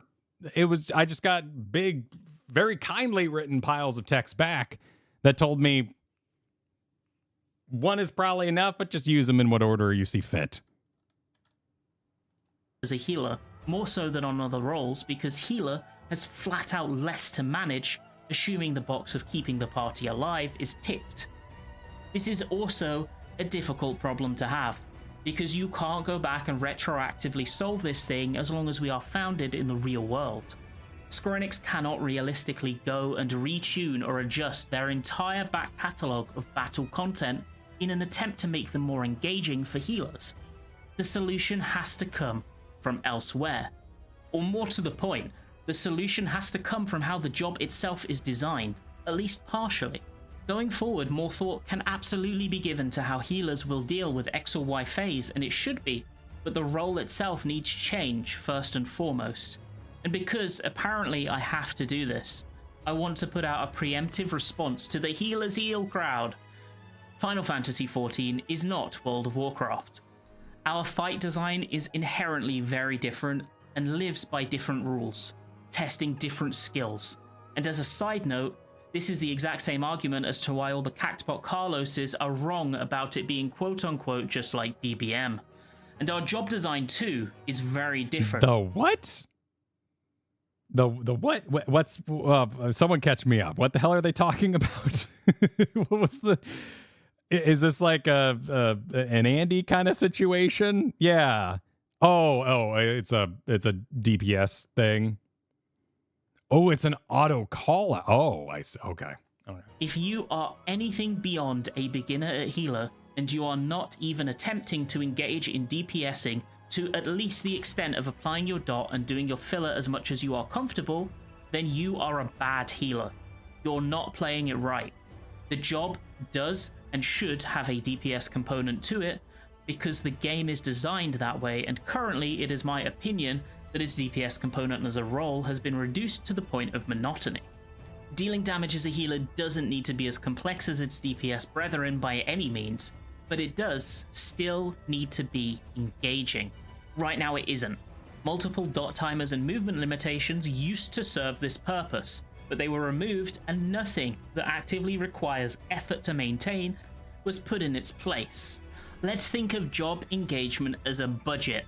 You have $100 to spend, and previously $40 were being taken up by your movement and another $10 were being taken up by your damaging rotation. Power pie, yeah. What they've essentially done is they've taken those away and said, there we go. Now you don't need to pay that $50 for your rotation anymore. Here is a new one. It's only going to cost you $5. Great deal, right? But now you have all this mental budget left over, and they didn't add anything to fill it up. So suddenly your engagement has plummeted. All of these things in general were removed one by one without that mental budget being spent elsewhere. It's sat there now, unused. What we need is to replace some of it with something new. Something that doesn't drastically raise the skill floor, but increases engagement to players that are performing in the mid or upper percentiles. Okay. To summarize my various points here. So they made a point deeply tied to their own nostalgia. However, they did translate it into something that is going to move forward. So let's continue. Healing has, over time, had many of its points of friction removed, with very little in the way of meaningful job mechanics or active engagement put in place to fill back up the freed mental space that was created by them. Our healing tools increased, but the amount of and difficulty in healing didn't increase enough to accommodate for them.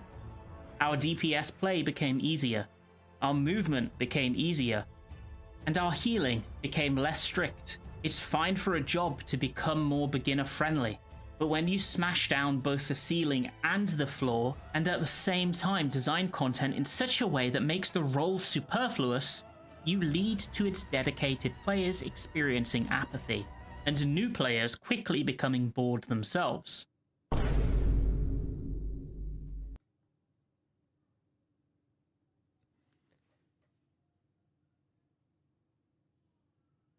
How y'all feel about that?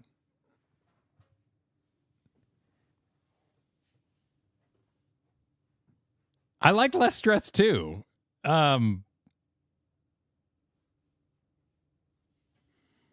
We're definitely pausing them in the middle of it.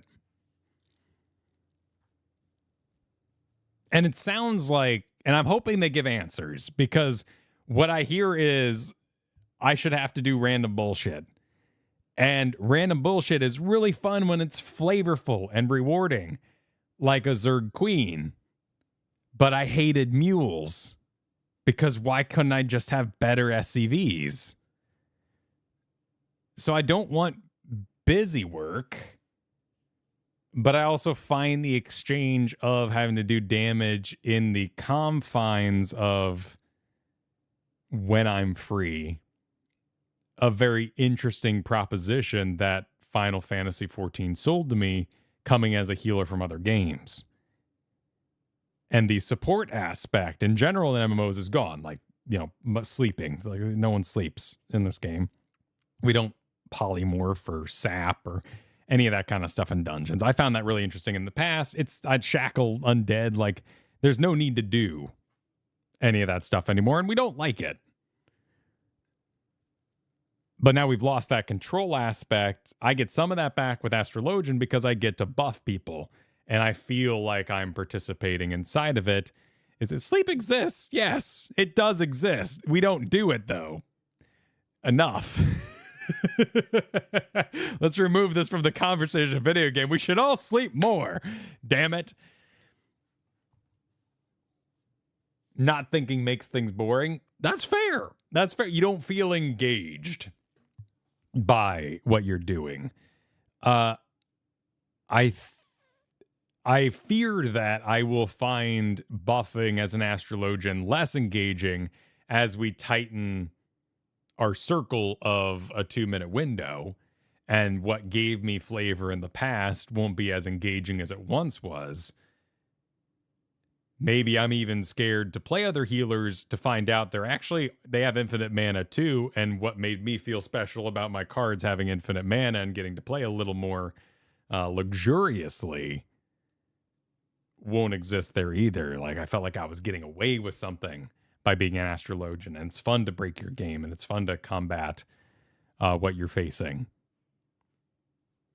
Sleep is goated for Pals of the Dead content. Perfect. I want to tell you a story today. A story of what is, in my opinion, the most perfect iteration of a healer FF14 has had, and what they did to my boy. He deserves justice. Coming out of Heaven's Ward and into Stormblood, jobs underwent vast simplifications that are intended to improve accessibility and general playability. For the most part, they hit the nail on the head. For healers, the awkward binary state of cleric stance was repealed so that you could always effectively press your curatives. DPS rotations were condensed down slightly, with the overwhelming mass of timers being reduced to a more manageable state. Many jobs having 5 million buffs that needed to be activated in the past also received an alteration to make it less of a mess.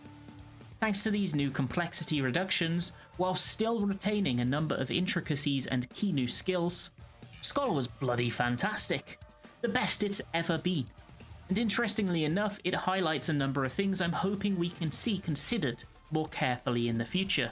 Stormblood Scholar has a tight kit of core heals. Your basic Succor, Adloquium, and Physic in the GCD department, with emergency and deployment tactics acting as modifiers for them. Indom, Lustrate, Sacred Soil, and Excog all existed, though Soil did not have the inherent regen secondary effect that it possesses now. Excog was a new addition, and having an auto heal that procced on percentage HP was considered a fantastic new toy, which is somewhat humorous when you consider the power creep our toolkits have received since then. They still had Dissipation, and also Largesse, which also acted to buff heals for a short period of time. Eos existed, and Whispering Dawn, and the two components of the current Fey Illumination, a mitigation and a healing magic buff, were split amongst Fey Covenant and Fey Illumination. Selene was more than a cosmetic skin, though was much weaker for general purpose use than Eos. Okay, doing an excellent job proving that they know what they're talking about, apparently. Is this all quite agreeable, scholars, apparently? They're excellent words. I don't play Scholar. Yeah, no, I'm not sure. Oh, good. All is correct. All is correct. Perfect.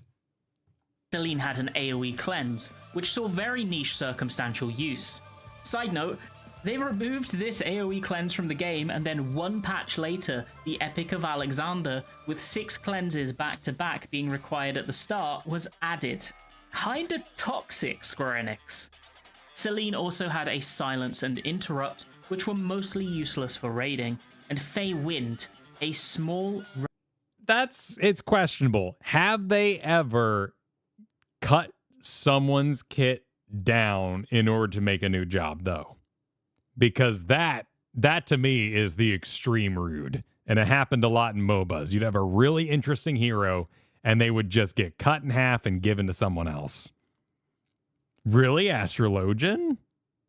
What was Astrologian originally? Weren't Bard and Summoner original? How did they get cut? The melee healer?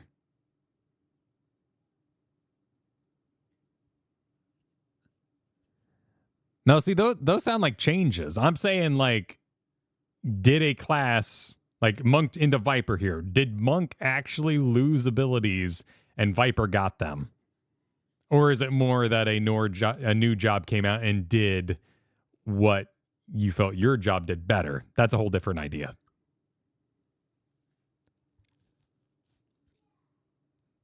We're not talking about stealing lunch. We're saying, like, they came into your house and took the kitchen. Like, you can't make lunch anymore like that. You can't even make it. They took the oven. And now you have to make stovetop.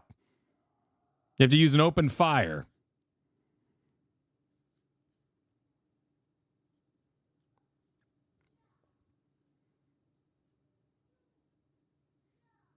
Asked for say, okay, see that, okay, I can see that. So Astrologian lost a lot of its shielding to make a new shield healer.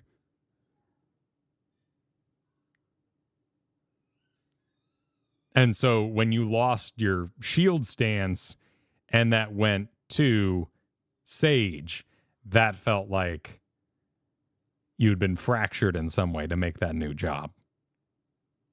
That's interesting.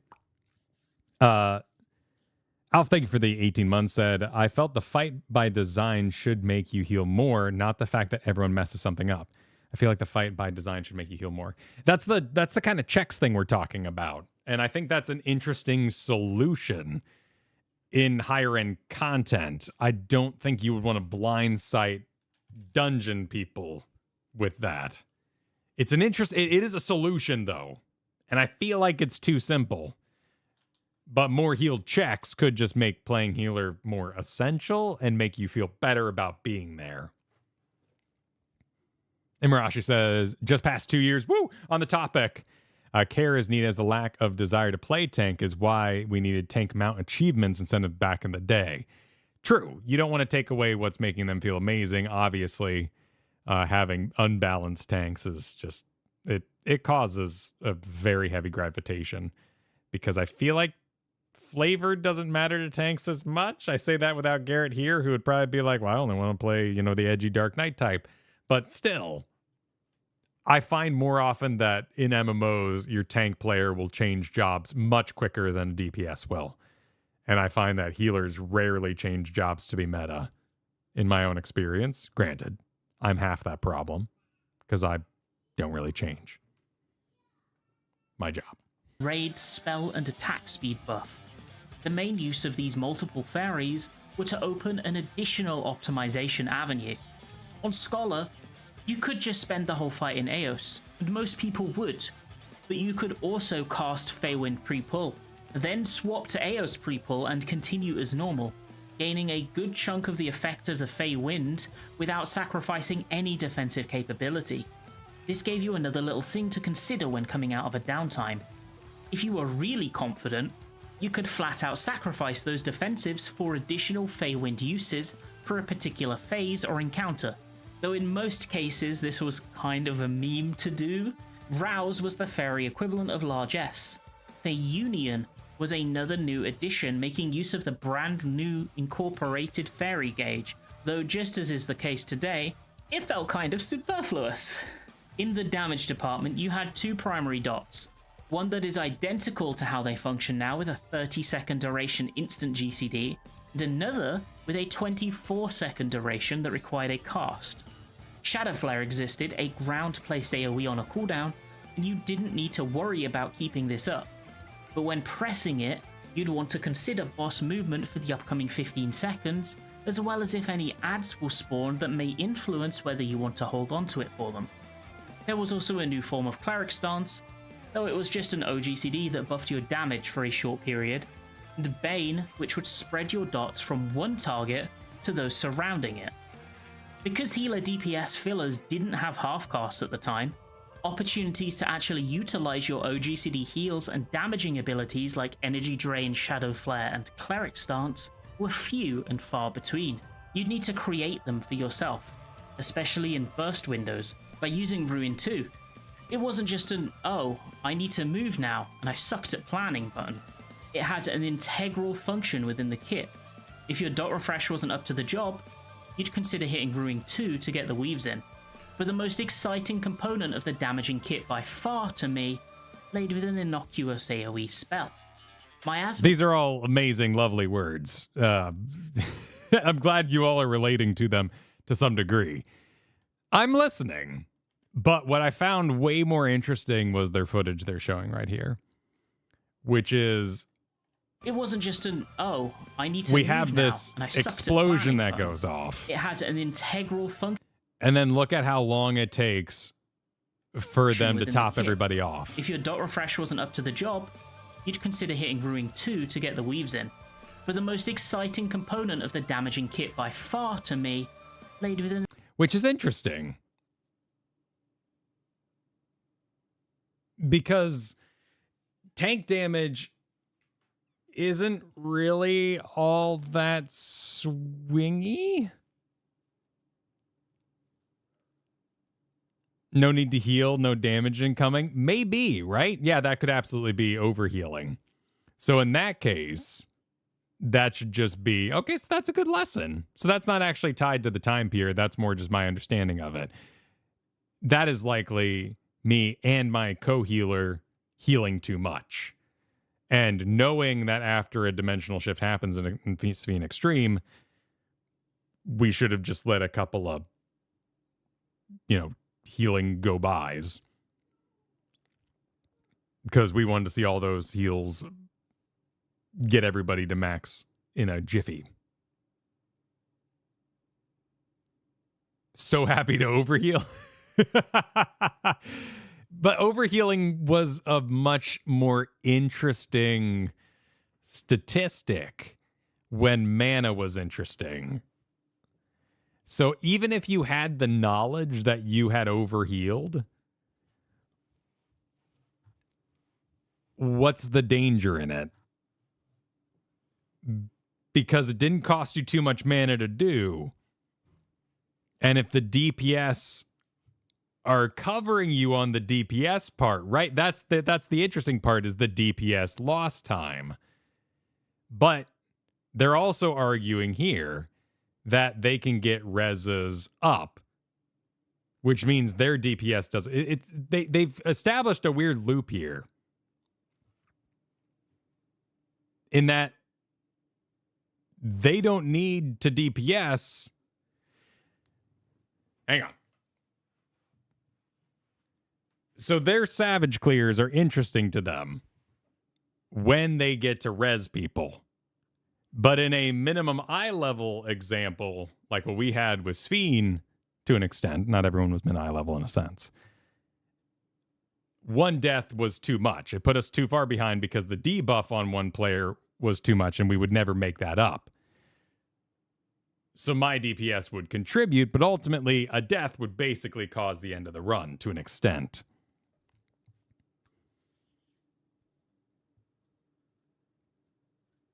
So they have established a pretty interesting little self-fulfilling prophecy here.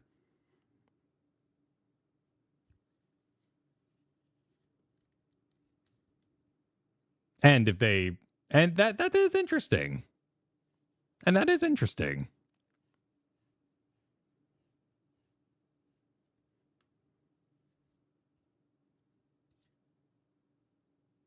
Let's continue then. An innocuous AoE spell. Miasma 2 is an instant GCD that hits all targets close to you with a dot. The damage over time lasts for 12 seconds, and it is a DPS gain to use over your filler on single target, assuming you get close to full duration on that dot. The drawback is that it has a high mana cost associated with it. I think you're hitting the nail on the head, Crimson Knight, right? And like that's where that sort of information can be interesting.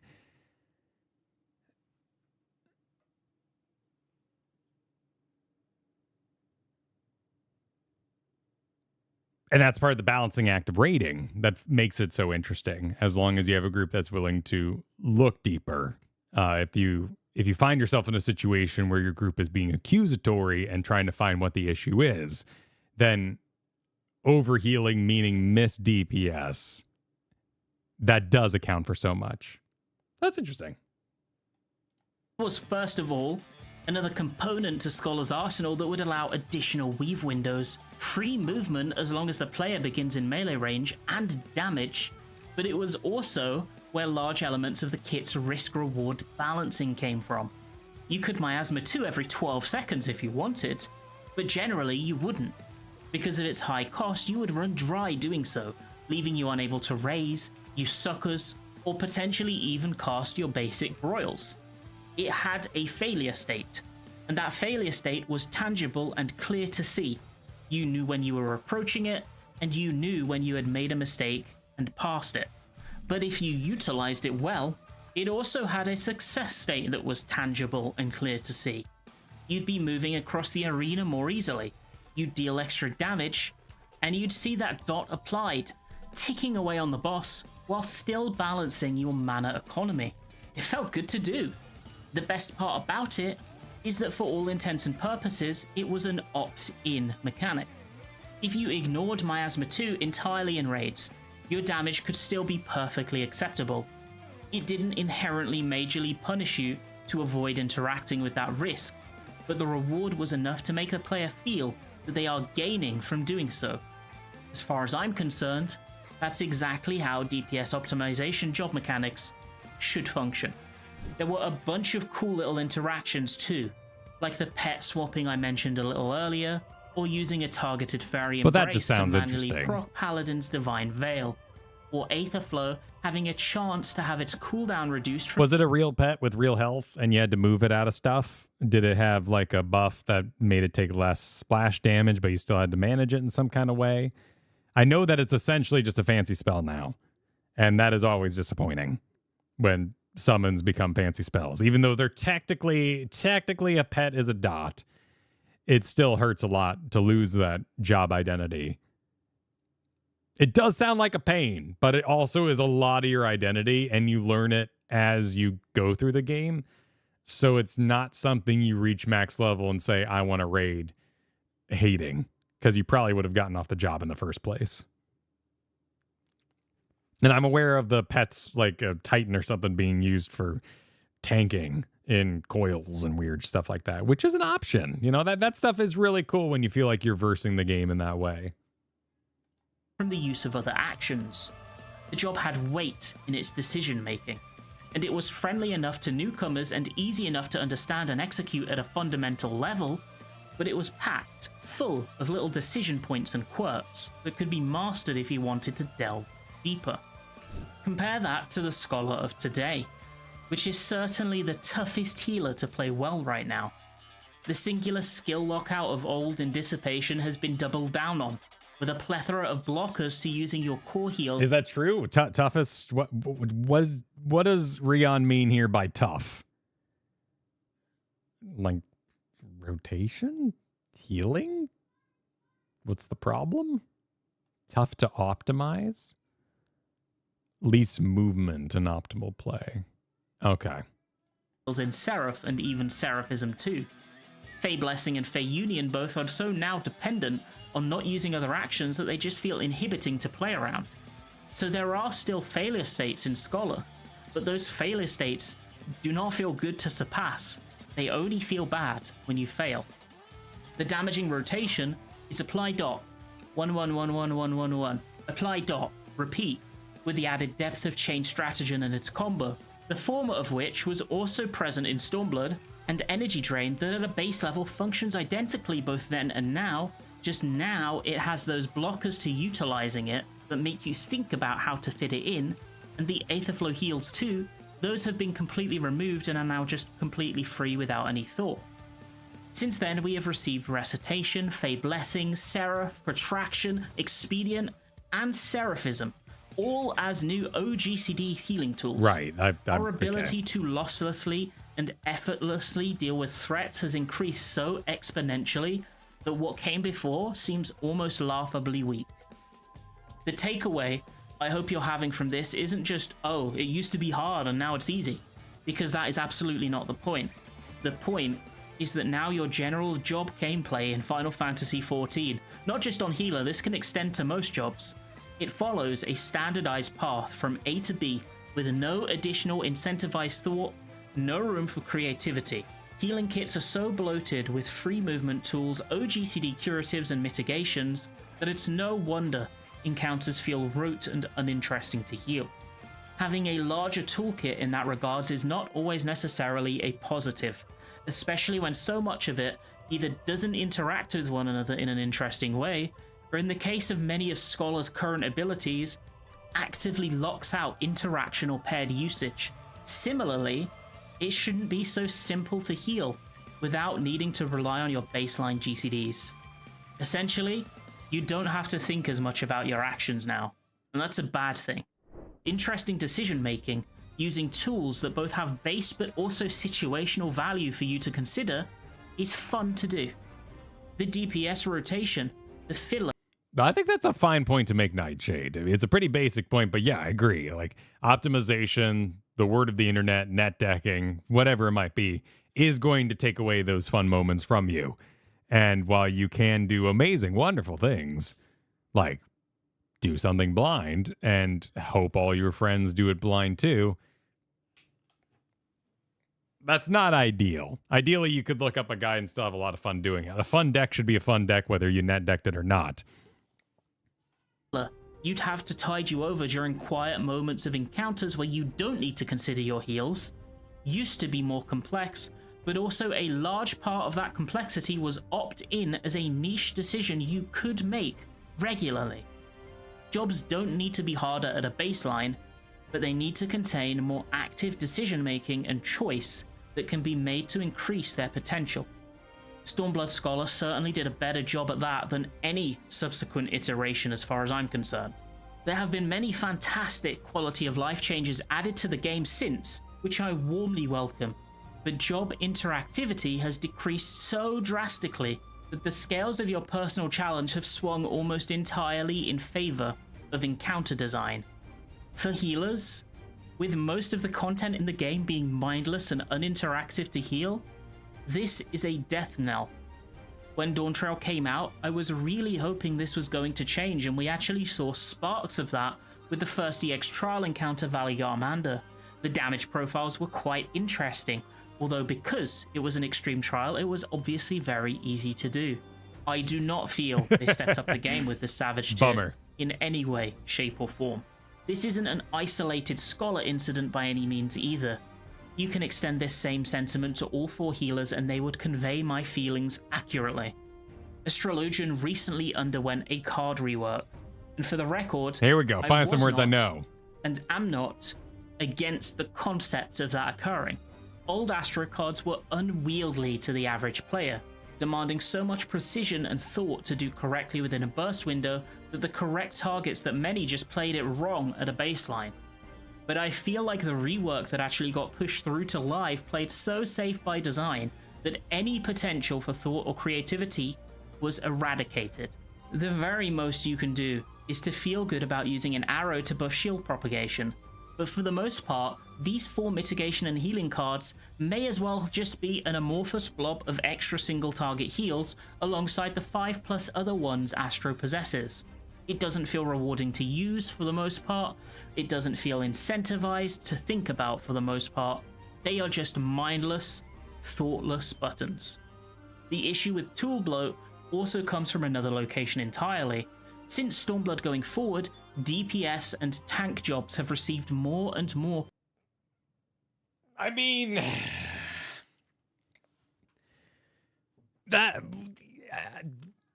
I agree and disagree with that statement a lot, because I've been through MOBAs, MMOs, tabletop RPGs. I have seen what can be done to make a heal spell interesting, and usually it's a huge paragraph. And it usually goes something along the lines of, if damage exceeds X, then dot is applied and jumps to another player while applying an on-contact heal, supplying said dot till they're hit. And it's one of my favorite spells in the world. It's called Jingle Balls. I don't remember what its real name was in World of Warcraft anymore, but I love Jingle Balls on my Priest. Priest is freaking great with Jingle Balls. But ultimately, a lot of spells do the same thing. when it comes to healing. And you can only do so much. Like, look up a Dota spell for one of their supports. Like, there's only so much you can do to make them interesting. And I agree. Like, on paper, I agree. Like, this was disappointing. Sunsign, 10% damage. Prayer of Mending, thank you. Was disappointing when Collective unconscious. And, then you have a card that is kind of doing a lot. You get a berry, but you have a berry. Like, I was a little disappointed. But I also accepted in game design that I don't know if there's too many ways to make it interesting while keeping job identity for the other people. And how do you give them something that's unique to them? And I've been saying, it's unrelated to this video, and I've been saying it for a long time. I wish I could have played old cards. I think the old cards that went to certain jobs was really interesting. And I thought it was a lot of fun. And you already have paragraphs of information on your spells. Exactly, Strife. Exactly. There's already a paragraph to describe some pretty good stuff. I love Time Wizard healing when it, in flavor, reapplies the damage you took. Pause all damage for 5 seconds and then delay that damage over the next 5 seconds. But ultimately, it all ends up doing a lot of the same stuff. It's hard to do, is what I'm saying. I can't hold it against the developers for not coming up with the most interesting cards in the world. Though I think on paper, the old card system was the most interesting. Powerful healing and mitigation options themselves, some of which feel hilarious in the framing of even 4.0 healer tools. AoE heals, regens, shields, mitigations with long timers and low cooldowns. These jobs have so much going for them in this department. This is part of why that much debated on-patch healerless clear of the Omega Protocol was even possible. It wasn't because healing is easy. It was due to a mixture of 3 things. Non-healer power creep on their heals and mitigation. Is this footage from the people who did it without? Okay, yes. Oh my god, they have so much information on their screen. The spread out and predictable cadence of incoming damage in FF14 encounters.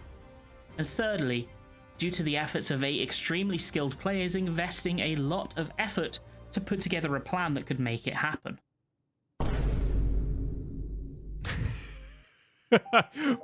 What?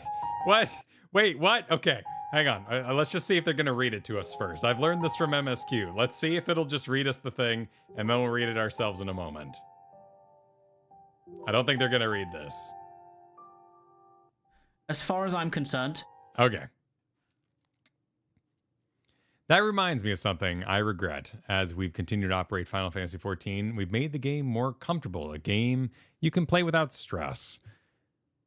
But looking back at the last 10 years, I'm thinking we've overdone it a bit. A video game should, of course, have an element of stress, but how to handle that properly is extremely difficult. For example, in a side-scrolling game, if there aren't any holes you can drop down into if you miss a jump, of course the game will lose its stress. But it would also lose its fun. Speaking of Final Fantasy XIV, I'd like to restore that part a little bit. If we do that, we can give everyone a better challenge, in a good way, than ever before. So this would be the quote that caused the whole pre-Dawn Trail is Final Fantasy too easy? Are they trying to make Dawn Trail Elden Ring? And so on and so forth. I would expect, my honest thought is they're doing all this weird stuff with PvP and how you're going to get to see an animation tied to the cast time being untied from the actual server tick. I'm expecting that's what the job update is more stuff like that, and seeing more boss design that is based on a visual tell with the spell happening at the end rather than a cast bar. That would be interesting, and that could be the full job rework of the future. But that's just me. And Dark Knight got a little bit of, too, and yeah, a bunch of them got. As far as I'm concerned, It's rare that the development team has exceeded expectations regarding this for healers in a long, long while. Interestingly enough, one thing I'd love to see in healing when 8.0 hits, a more kit synergy between healing and damage. I think, wait, Kira's point to the boofs that's happening, it's Mimi. But I think they're trying to diffuse the situation.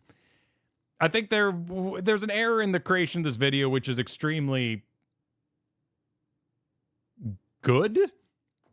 They went off too long about particularly scholar stuff, but they wanted to communicate to a very, very high-end audience, and they wanted to make sure that their point was made, that they know what they're talking about. And I believe them. I believe they know what they're talking about. And likely they wanted to insert a little bit more fun into it. And you got a kind of mishmash product in the end, which absolutely happens sometimes. You end up with a video where you want to prove yourself, but you want to be funny, but you want to communicate to everybody, and it's just kind of that video issue that can happen.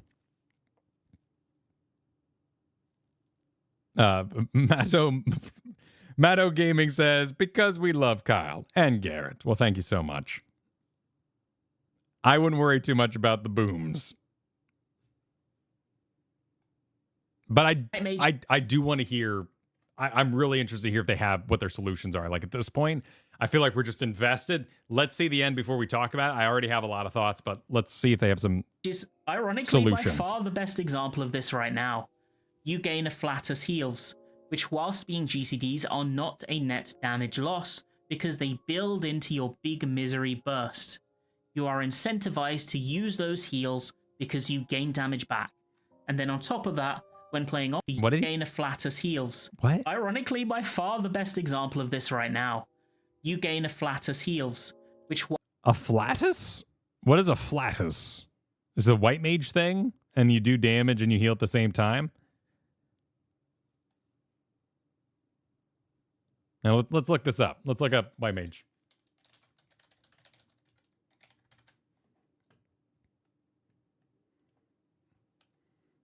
And we need a Afflatus Solus. Nourishes the blood lily. Oh dear. Do I need to know about the blood lily to know about this? Deal unexpected damage to target and all enemies nearby in potency. The first damage 50%. Only execute if the blood lily is in full bloom. I don't know about the blood lily. But this is about the blood lily.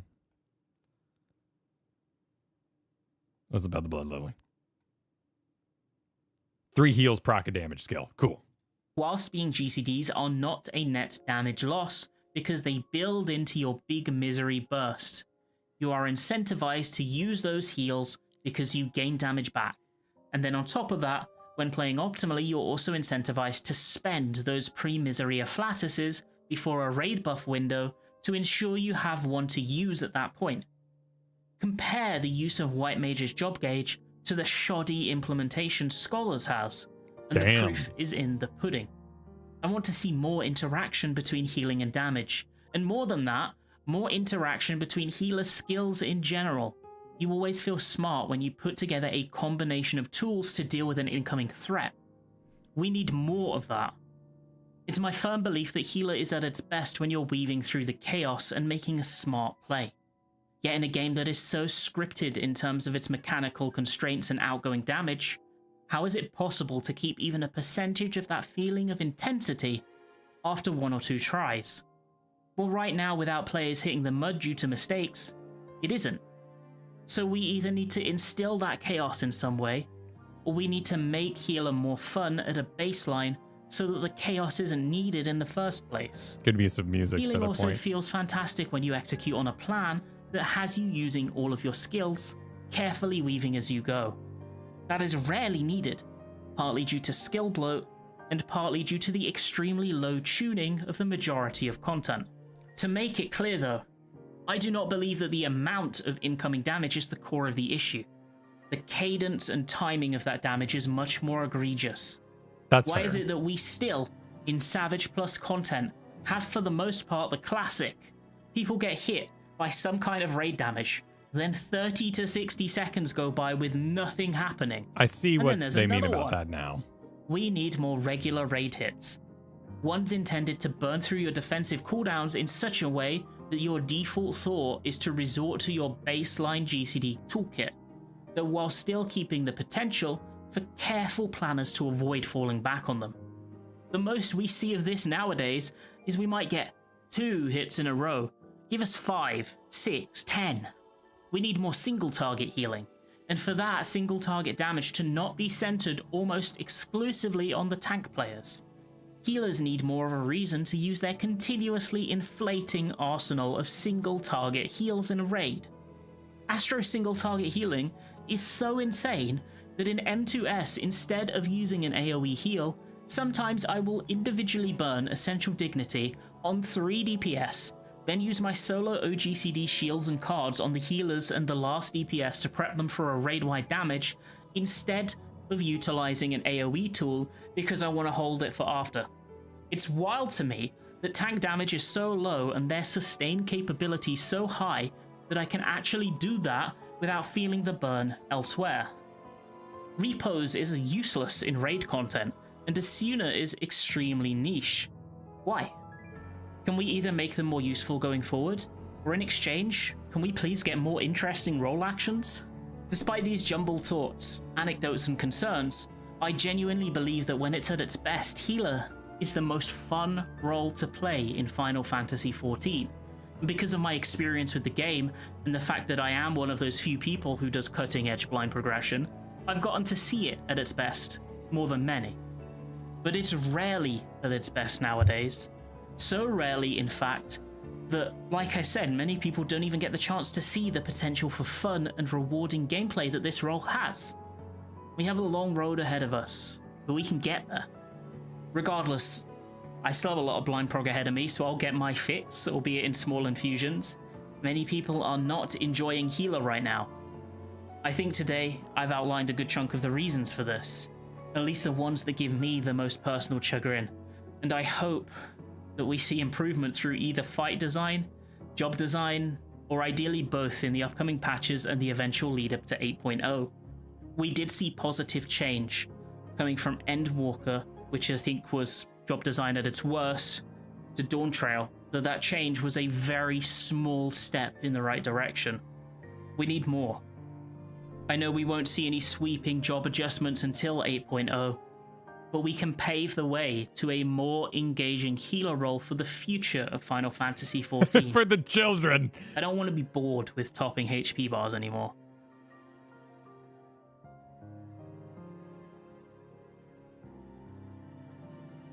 And then going out on the quote again. Okay. All right.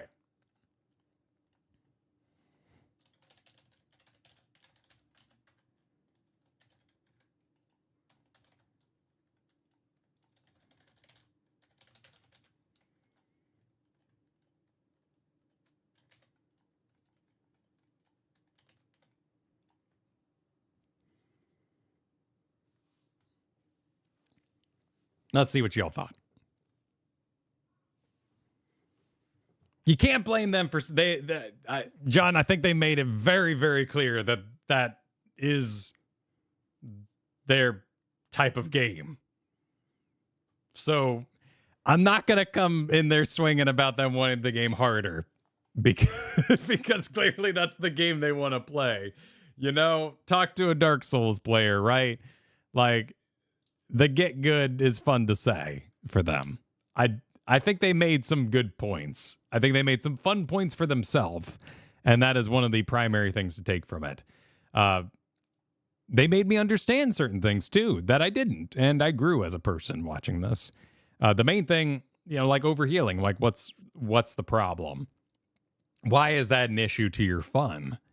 And we could sit here, and I think a lot of us have been trained by this game to say DPS is the problem. You're part of the problem. When the boss doesn't get cleared and DPS is low, it's the healer's fault. And that's fair.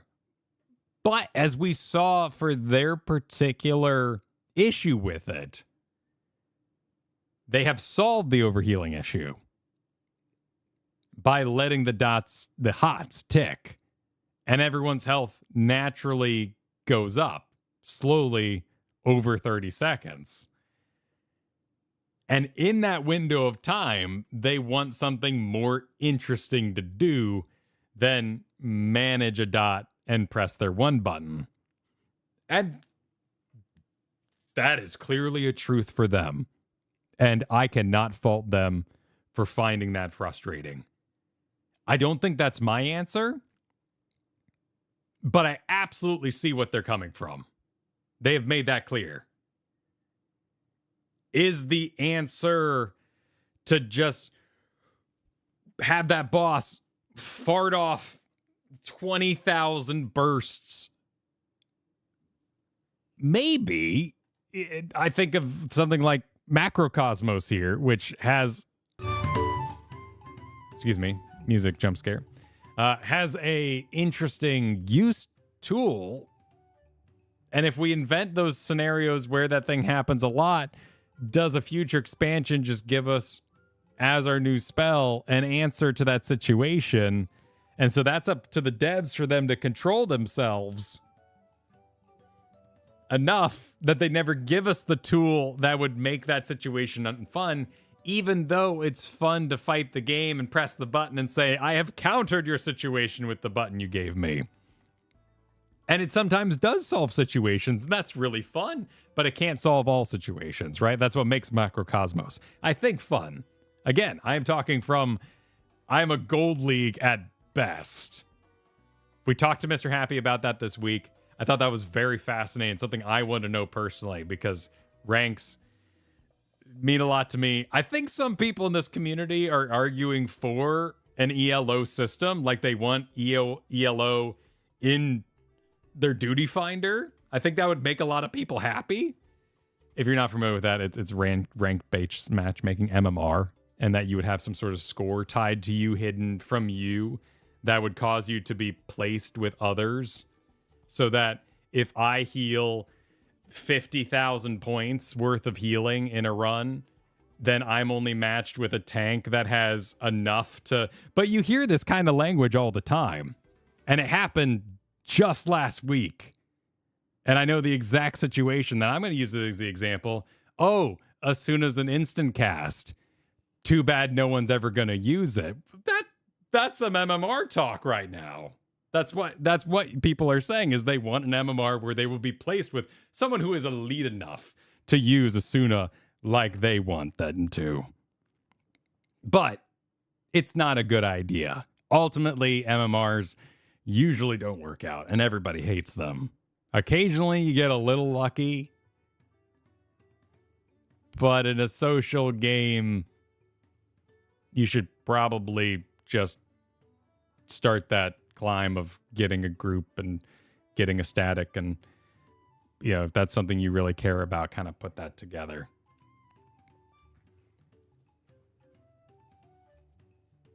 And Leith brings up the other point that they brought up, which is Asuna's being interesting. I'm okay with Asuna being interesting, but please, it's got to be bigger than this. Like, that is my one request. This is at maximum size. Status info, where is it? Other. Okay, I can go a little bigger, but I really need this to be bigger. I can't buy a 4K monitor because it'll make my buttons smaller. I need this 7 times bigger. And you could even do like have like fog appear around the outside, and just like make it bigger so I know it's happening when it's important. We don't need weak auras. I don't need that many timers on my screen. But I do need to be able to know it's happening. Granted, I'm a Gold League player, and to me that communicates a lot of things. Like, I don't have all the game knowledge necessary. I have now done, because of Chloe, I have this here this week. So I've now done M3 quite a few times. I now can start to res somebody who I see is clearly going to die to the bomb part. And so with game knowledge and with growth as a person, I will eventually say, this is doom. I know 100% that this is going to be an Asuna situation. I don't need more visual cues. I don't need more information. I'm already going to be on top of this. But that kind of sounds like busy work too. But if they tie it into... And I think what they want, maybe, is just to have their global here procced. And maybe that's what they really want out of Asuna. And I think that's very interesting for them.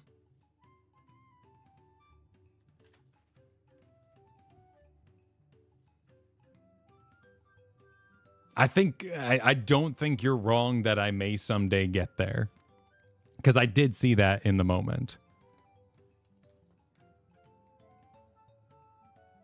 When people were like, you don't want that right now. But you may want a more difficult DPS rotation in the future. And I could see that happening.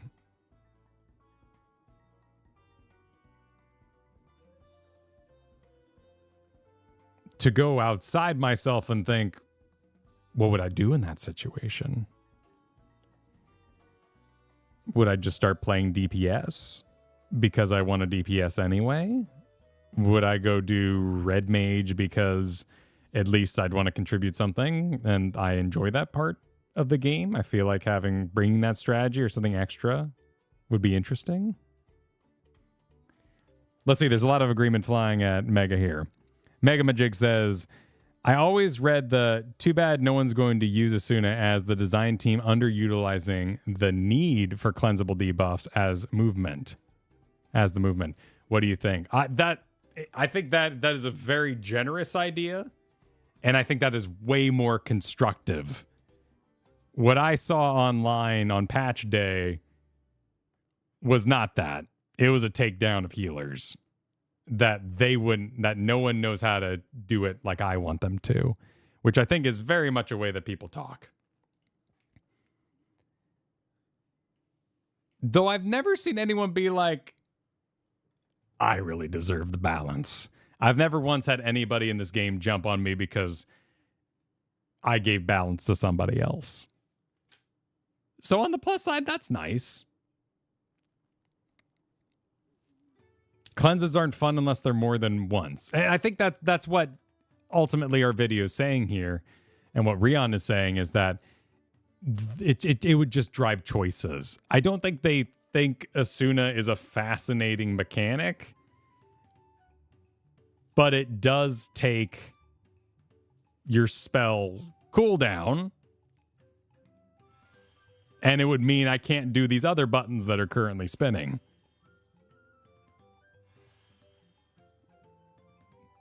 But honestly, the biggest takeaway I took from this video is a very, very important one. That I should Celestial Opposition and then not worry about it. And get to DPSing. And in that future,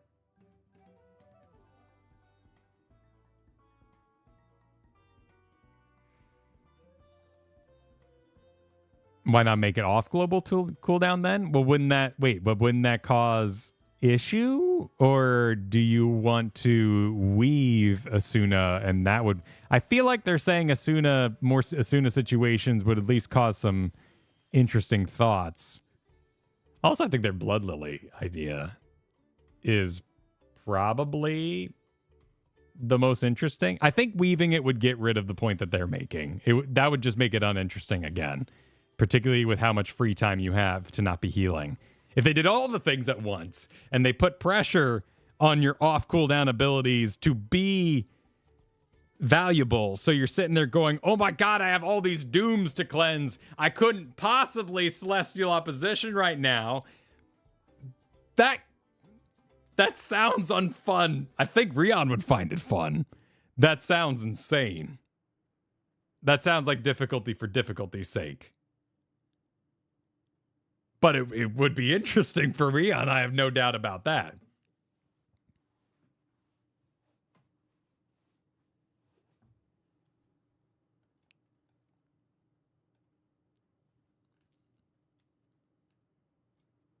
then let the DPS and tanks carry potions to remove stats. That would be a reaction to it if those choices were that tight, which could also be interesting.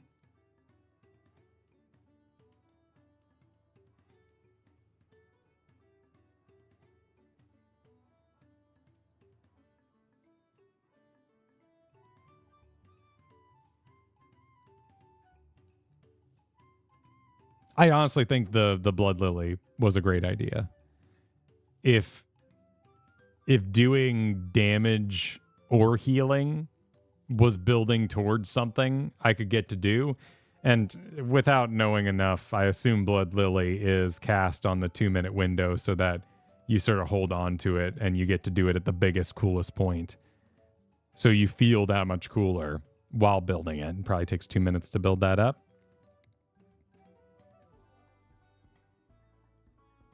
You do it every minute. Cool. So you even get an extra one. That's fun. Yeah.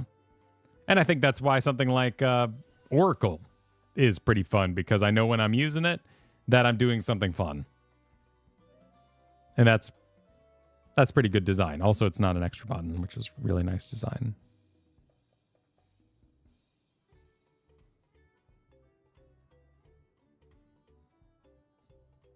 I think this is a rather... Now, okay, let me screen cap this. I want to screen cap this. And let me ask another question.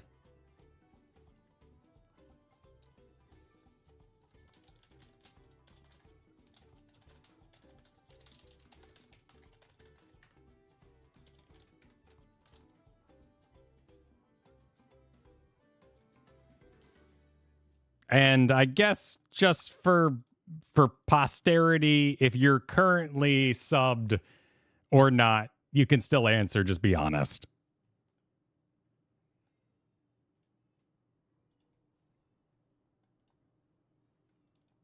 Because if you consider yourself on break, you can still say you're a healer main. All right, here's the previous poll.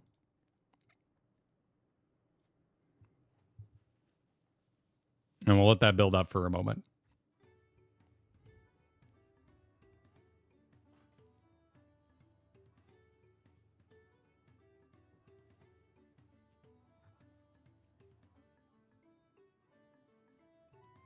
I think breaks are important too. In that case, I'd say answer no. But absolutely, if you saw an expansion coming down the pipeline and you're like, I've been healing for too long, I need a break. Yeah, I respect that. That's just knowing your limits.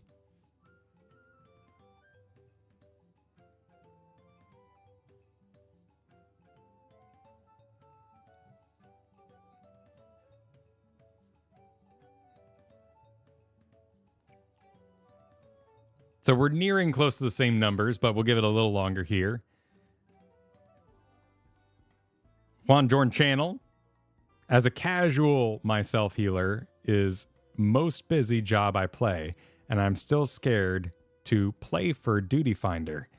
I think that's why the devs are not making it more busy for players like me. It's a needed role, right? And you gotta have people who want to play it. I think Party Finder content is fascinating. I used to do a lot of solo queue rank streams in my previous life in other games, and it was great fun. I totally understand streamers just firing up Party Finder and doing a little bit of this guy's what's this guy doing, oh, this guy's kind of rough, oh, we need to adjust our play because this tank doesn't have good enough gear. All that kind of thing is very entertaining.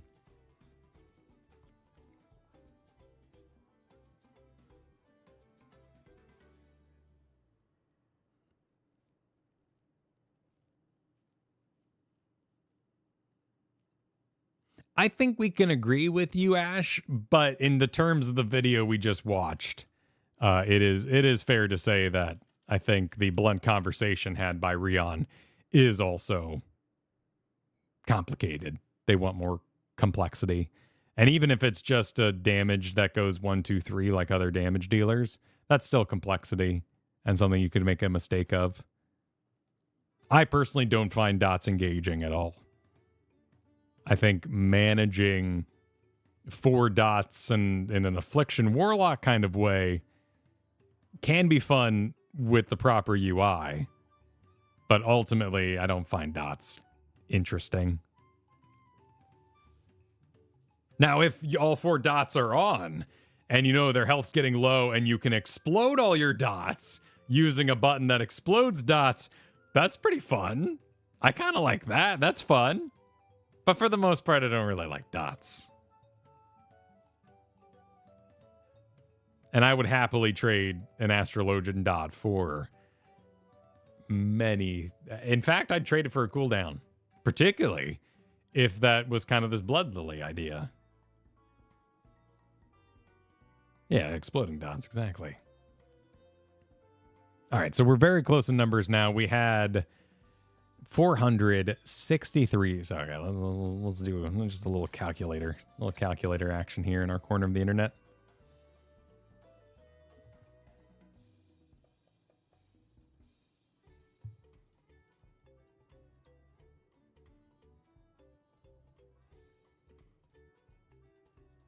So we had 254 votes for that it was an agreeable video.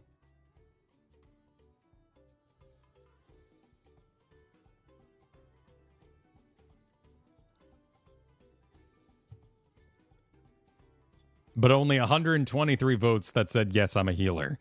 So do you find that this is a conversation being had by your healers? I mean, obviously, 2 healers could influence 6 other people's opinions. Do you find that your static healers are sad right now and upset about this kind of thing?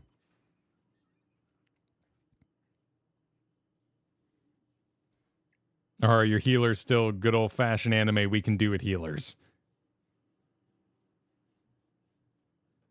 It's a conversation being had by other roles, so it seems more understandable because you're feeling it in your own corners.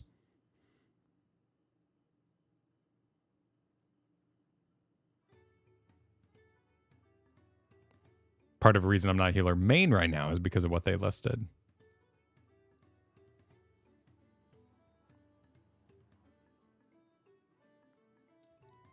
Every healer I talk to is bored with the job.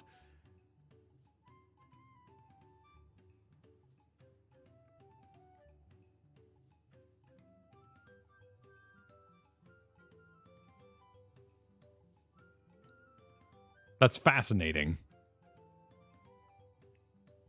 It's a long road before I'll find that too agreeable with wanting full rotations and such. But I think Rion made a really good video. I think this was very interesting. And if I recommend this video to anybody, it's because they would find it agreeable because they're playing at this play level. And maybe the issue is more that in a traditional World of Warcraft sense, they're playing at the level where everything should feel like it's perfect for them. Because that's often how top-down design feels. So if they're feeling like it's all wrong, that's weird. Because usually the game is designed for the top. And everybody else goes, well, I'll never get to see that. That's a shame they put so much work into it.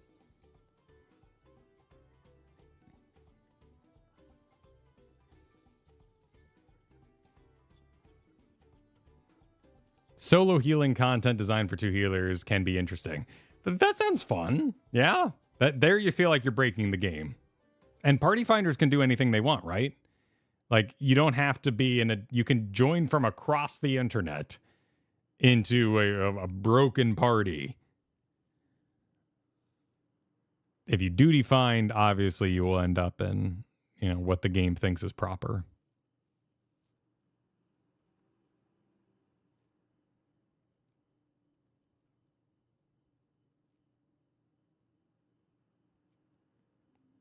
He says the balance has tipped too far instead of saying it's all wrong.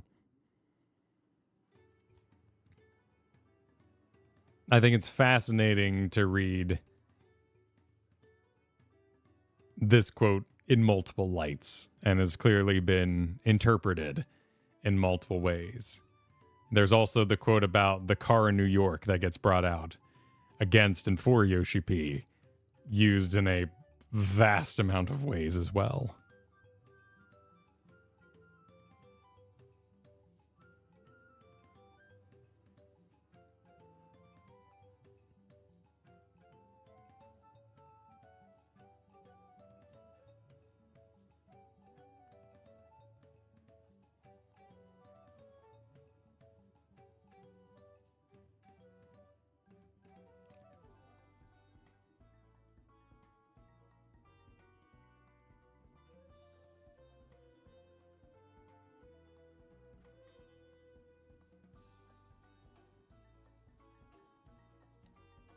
I agree, butt-wise operator. I agree. But that's also, you know, my inexperience. And like I said, I learned a big thing today about just letting a heal over time do its work because no one's in that much danger. Pimpy Shortstocking says, been playing healer for 11 years and doing ultimates right now. Taking a step back is an answer, but making healing less predictable would be nice too. Can bosses crit in Final Fantasy XIV?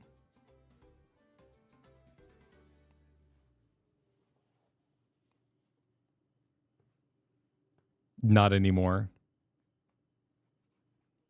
Okay.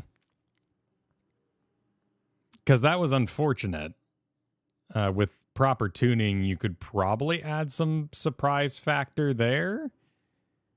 But for the most part, it would just lead to unfortunate moments in World of Warcraft where you would just have a dead tank. And you'd have to go, wait, what happened? And you check your logs and you go, oh, I got crit.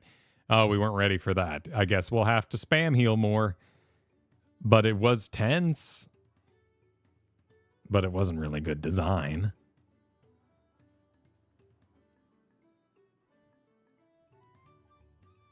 I think all the raid wides that Rion's talking about could also be applied to the tanks more. And put the tanks in more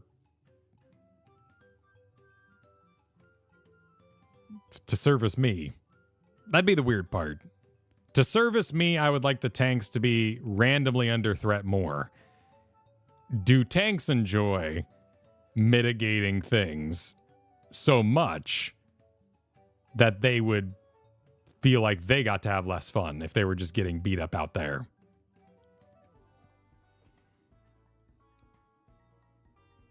Because as a healer, I'm perfectly fine with them being a punching bag for my own amusement.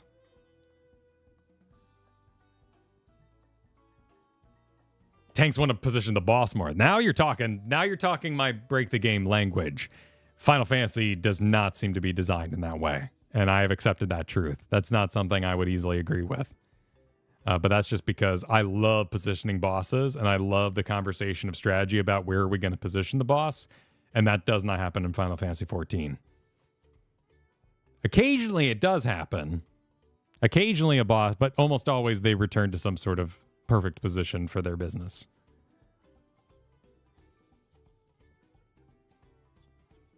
So maybe we can go back to that. But there would have to be some sort of design philosophy change. And maybe it might feel like more random bullshit if the boss isn't being interactive. And that's one of the big strengths of Final Fantasy XIV is the boss looks like they're attacking you. It does sometimes feel like there's less random bullshit. I feel like I'm often fighting the boss more than I'm fighting the room. Whereas in World of Warcraft, I felt like I was fighting the room a lot. The room was spawning eggs. The room was having an attack over there. The room was exploding. The sewer drains were emptying. Like this guy was in his home turf all the time. Sometimes it feels like you're in the boss's dimension. And they're, domain expansion. But there's that also kind of feels like the boss and doesn't feel bad. D&D layer actions. Yeah, but in D&D, right, you could have role-played. Hopefully your DM's not a dick. And you could have role-played to get the dragon out of there. Or you could have done several steps along the way to make the game easier for yourself. But now you're in the Innistrad layer, right? And it's your fault you have to fight Strahd. Right? Isn't that his name? It's been a while.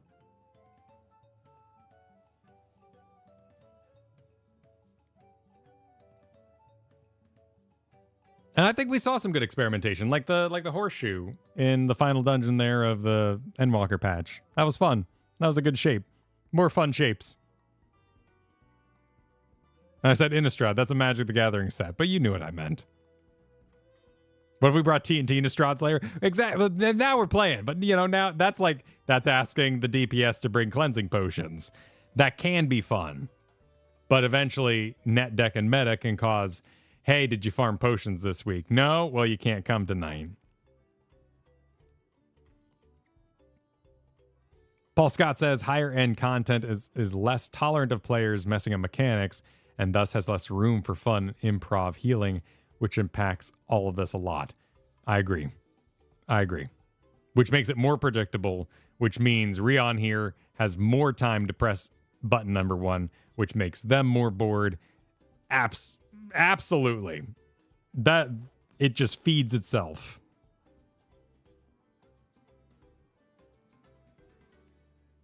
So heck yeah. I'm gonna upvote that. I'll subscribe, sure. Why not? Curious what else. Have they come out with anything since then? These guys made 14 harder. That seems like they do some kind of new stuff. But this was my first experience. I thought it was very well thought out. They did a great job voicing their own opinion, and when it was their own opinion, maybe they would even benefit from the Joe Cat. What was it, like a green chicken in the corner? When Joe Cat would make sure, I want you to know this is my opinion and how I feel, and I'm voicing my opinion with the green chicken. That could have also helped them. The range video is great too. They're in high demand. Well, it's a strike, you know? We want to be in high demand, though. We love being special. It's all part of what we want to do.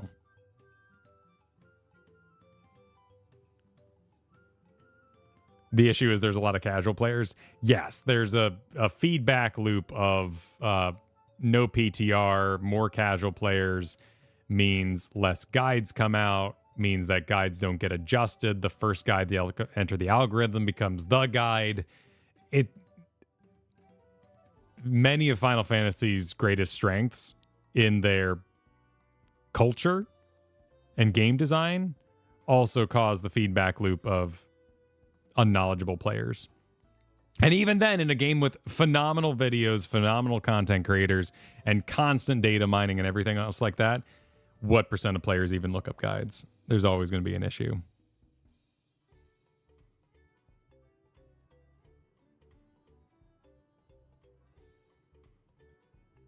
And can you make them interested to learn, right? I mean, isn't there a thing I could go do right now? Like a brand new Hall of Novice where I get like a ring or something like that? As your level rises, you will face greater combat challenges with all manner of dangerous enemy attacks. These exercises are designed to arm you with the knowledge you need to survive. Upon completion of them, you will receive the Neophyte's Ring, which increases XP earned by 30% until level 60.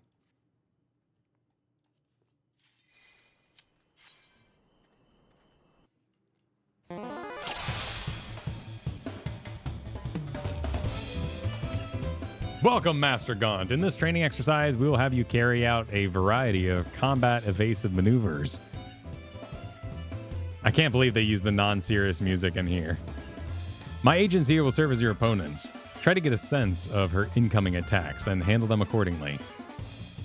Take your starting positions when you're ready to begin. They should have used like super serious, like really sad, crazy serious music. I've heard FF2 isn't a serious game. As you doubtless know, no few magics strike a wide radius around the given target. What? Markers such as these, an attack will often look like this. If you sense that you're being marked, you'll do well to move away from your allies so that they aren't caught in the blast. The danger is greater still if an ally is targeted at the same time. Stand too close to one another and you will suffer double the impact. Let the exercise begin.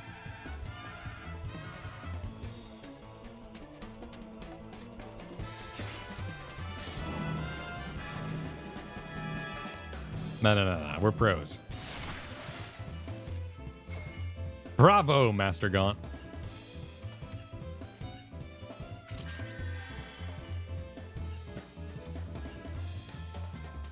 Hope this teaches Doritos.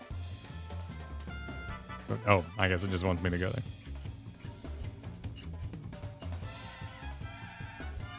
It might.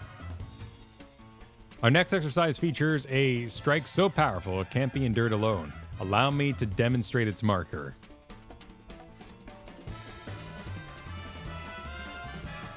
That is the marker. Should the enemy perform such an attack, you and your allies must stand together in order to weather it.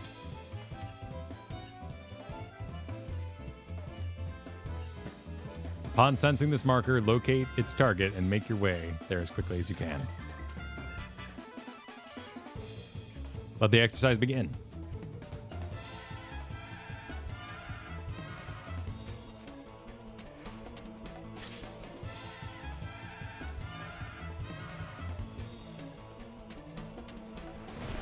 Oh, I don't have, what level am I? 49?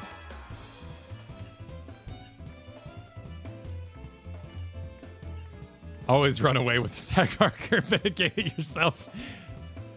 That's how you assert dominance.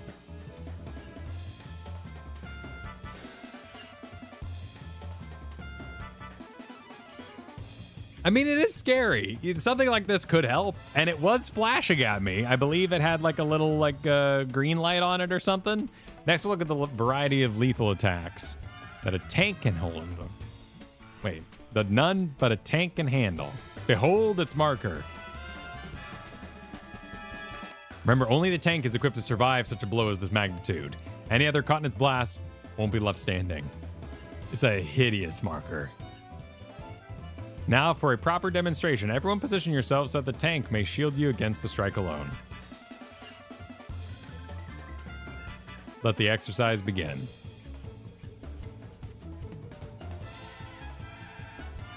I mean, they could do, like, right? Like, this could be a better marker. This thing is ugly.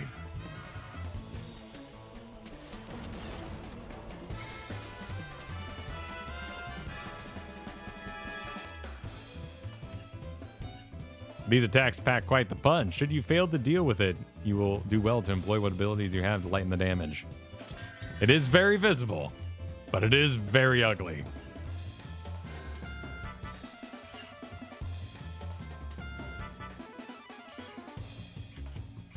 Your caution tape is immersion breaking. No, wait, no, we don't need to go down that road. We don't need to go down. It's marked with yellow. I hate it. Let us practice how to handle more persistent threats. Take note of this marker. This one, I'm happy to learn this one. This one actually always confuses me. What will follow is a chain attack that can chase you dodgedly. Stay on the move. Keep away from your allies.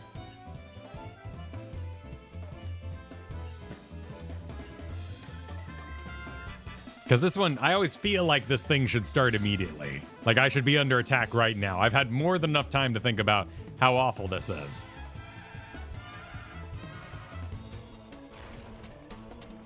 And then it's like, oh my God, right? I think I ruined it, right?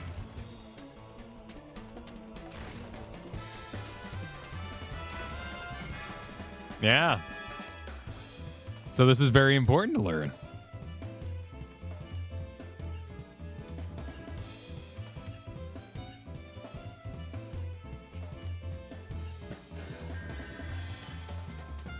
Oh, nice. Is it just gonna let me get to it? Because I guess I can have that, like, them targeted.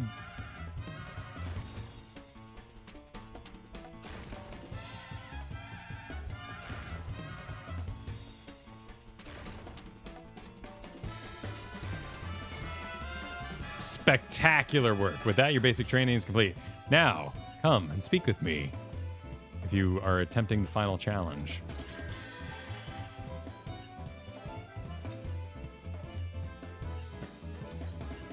Commence the final challenge. I'm ready. Always have been.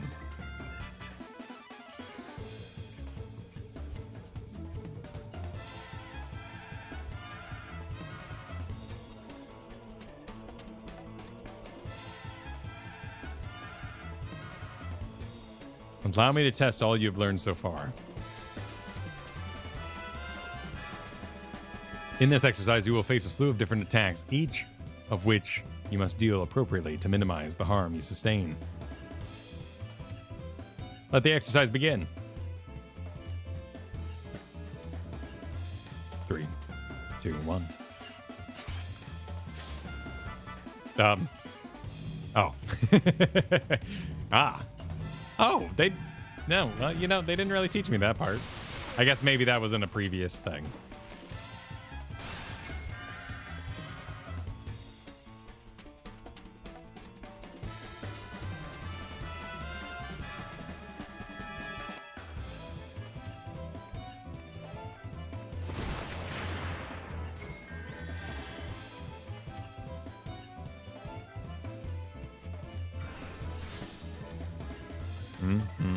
Let's split in 2 groups.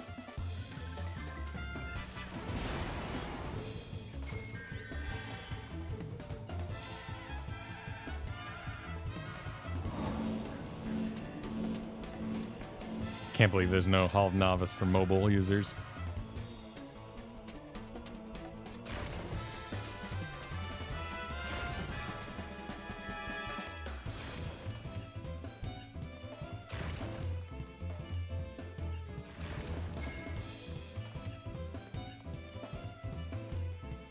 Oh, wait, should I not be here?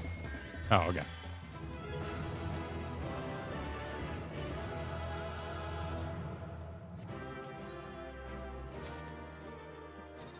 Did I get the ring? I probably got it previously in the last bit of the... Hold on. Do I even know what it looks like? Oh, do you have to do all of them? Oh, it's not yelling at me anymore. Oh, okay. So yeah, I thought I was scot-free done. Oh, here's that combat guide. There we go. Yeah, here we go.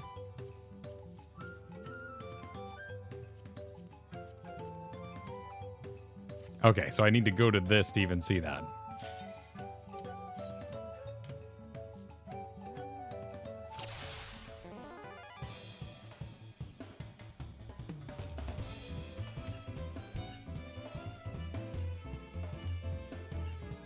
Medley of cutting-edge tactical maneuvers.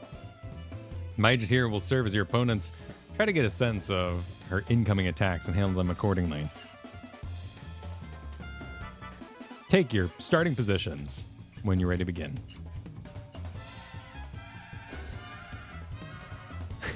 Kept DC? That sounds delightful.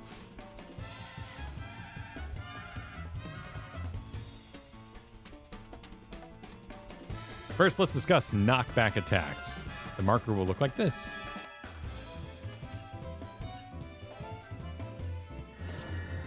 That's what it sometimes looks like. As soon as you sense it, you'll have a few moments to position yourself before you're being pushed a set distance from the point of impact. For this exercise, I've placed a ring of lightning ether around the area. Your goal is to position yourself as such that you won't be sent hurtling into it.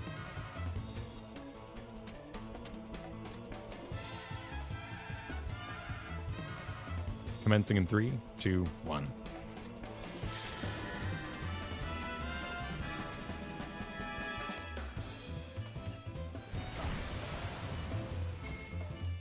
Can you sure cast it inside the Hall of Novice? We can always test next time. Take your starting position. You can. Do you get bonus points? While we're at it, let's review the common variant. Take note of this marker. Is it the blue one? Hey, look at that. Unlike last time, do not recommend you stand directly in the center of it, lest you receive the most painful blow to the skull. And so once more, I challenge you to avoid being flung into the lightning. Where will you stand this time?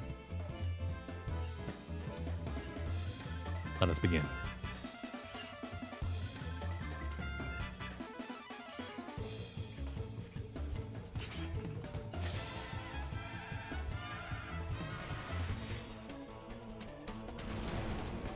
Hey, nice.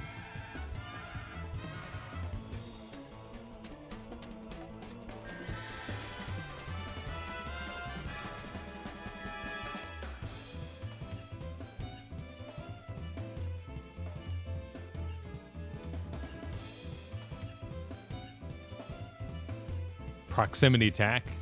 It's marker pulses. Oh, yes. With these, the closer you are to the point of impact, the greater the damage you will take.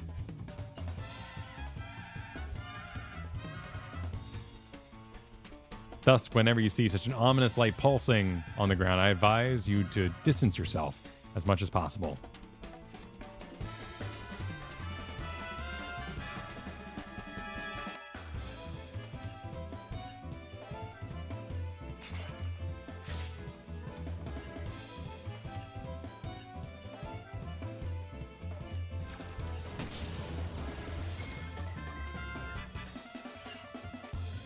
I'm okay that we don't have set voice lines. Barely a scratch, eh? Sometimes the simple solution is to get the hell out of there, so to speak. Start the next exercise, take your starting position.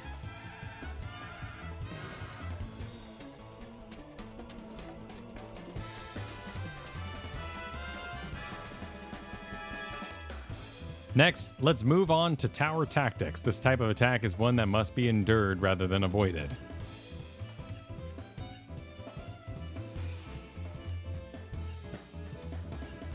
See that tower marker? If no one stands inside to weaken its impact, the entire party will suffer a devastating blow. Therefore, one person must volunteer to take the tower, shielding the rest of the party from greater causalities. Casualties. Is the tank gonna do it? Should I do it? Oh, okay, good.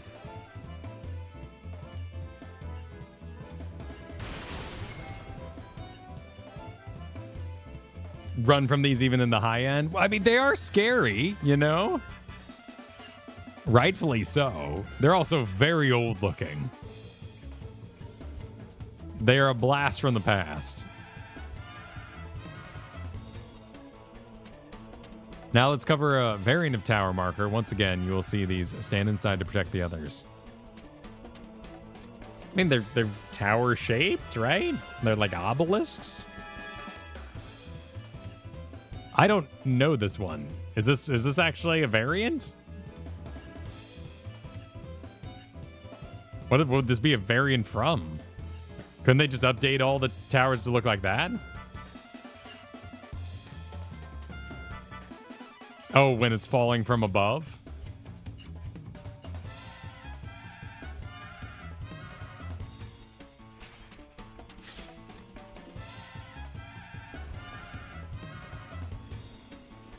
Because isn't there usually an actual meteor tied to these? Yeah. Okay.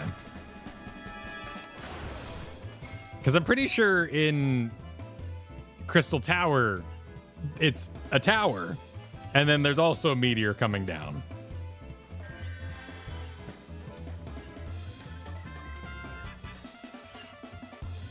Speak with me for the final challenge. I think we have to call them by their name in the booklet now. That is true. You do have to break those meteors. Yeah, you're right. That is different.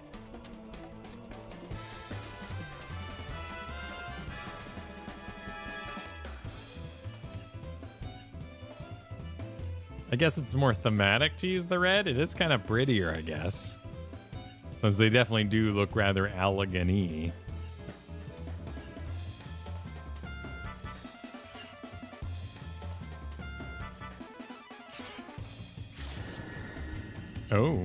Oh, fancy. I guess I'm supposed to stand here.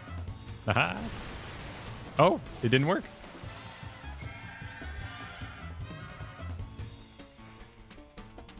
The golden ones from Diamond Weapon. I think. Oh, you fancy bud. What the? Wait, oh, I was okay. Man, I've been tricked. I've been had. Yeah, that wasn't fair. That wasn't fair. I thought you were setting up a thing with the thing.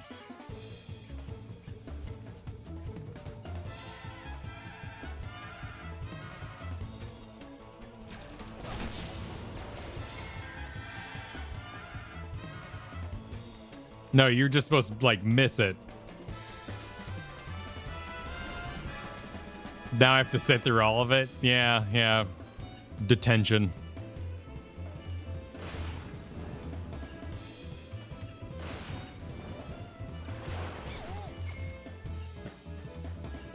However, the last you did not pass.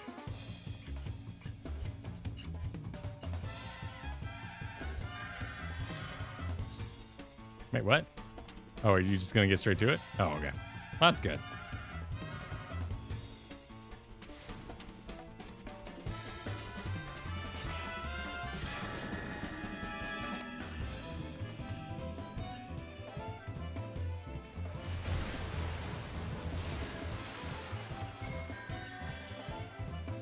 It is cute for them to, you know, like mix it up.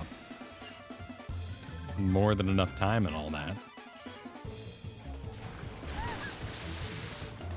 Because you're too fancy? Fail it because you're too good? Yeah. It hurts.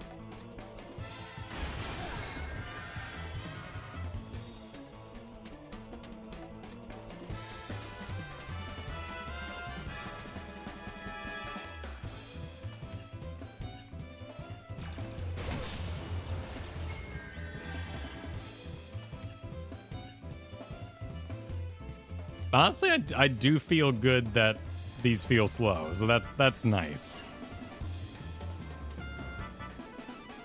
Is there like a super quiz where you have to do them all super fast?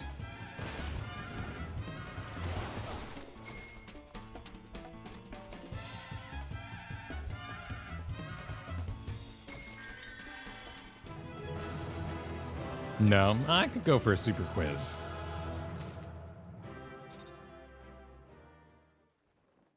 I guess I have one more level, right? The visual indicators, exercise 3, and we get the ring.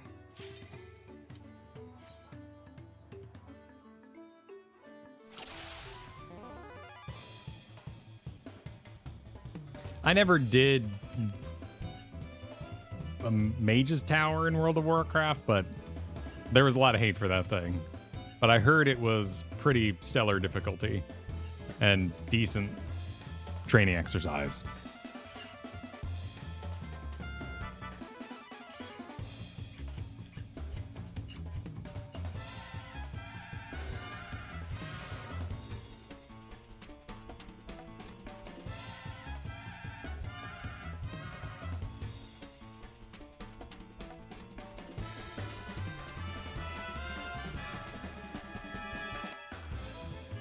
Demonstrate proximity tethers.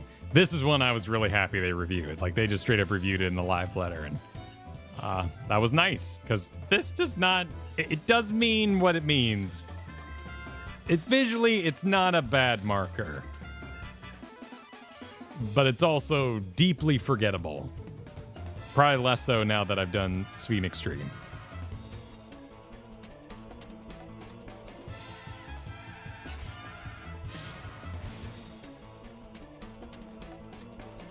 People were saying no on the Dorito triangle.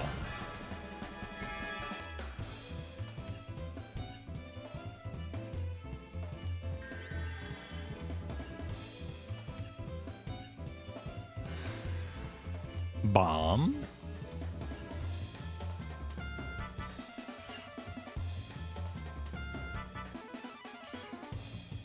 Before we move on, there's another marker, a type of tether attack. Take note of this marker. Oh, sure. Unlike proximity tethers, this can be intercepted at will, allowing you to sustain a blow on another's behalf.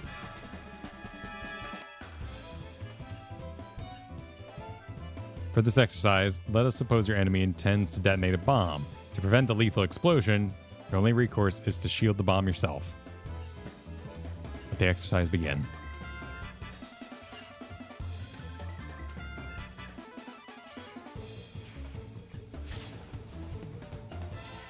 Oh, that thing, yeah, okay. That was actually pretty thin. Good to know. I don't think I've ever been responsible for one of those. Have a good night, Twilight. All right, let's do it.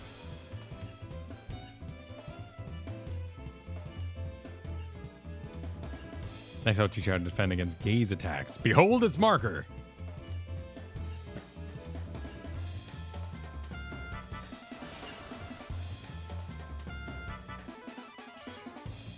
When the spell is cast, those facing the direction will suffer some manner of unpleasant effect. In this case, petrification. Fortunately, the simple solution is you need but turn away from the enemy and neutralize the effects entirely. Allow me to legacy control. There. Beautiful. Oh yeah, Sveen definitely had it, but the melees and the tanks dealt with all of it.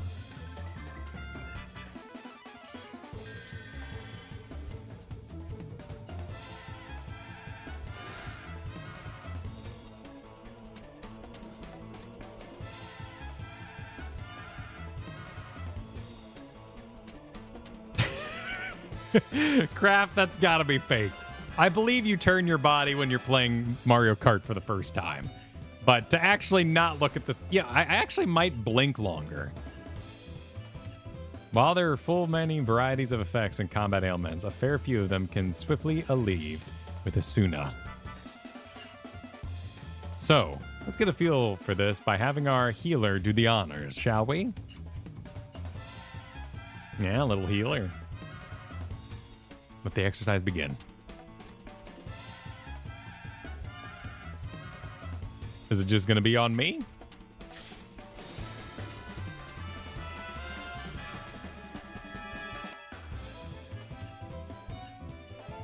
It's interesting. It would be on the target, pretty plain there. But I don't think most of them are sitting in the middle. Spectacular work. Now come speak with me to the final challenge. Oh, well, actually, okay, Nate, I might actually believe it, because on audio cue, like sitting in your own room, I don't believe it. But if you're sitting on comms, it could happen. There's a possibility. When you're running this as non-healer, you just sit in the center.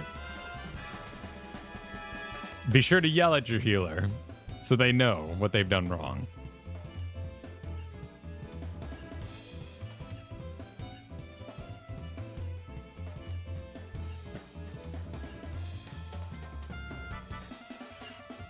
I find rezzers have the most long macros. Oh, look at you. Look at you. They're being fancy. Oh, no, didn't expect the fanciness. All right. Wait, now we have to sit through all of it? No. Wait, hang on. You're going to make me... Okay, well, at least we get to see it all.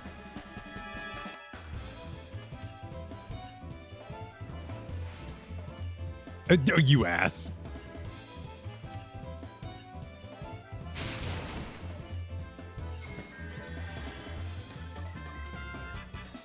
Yeah, that went well.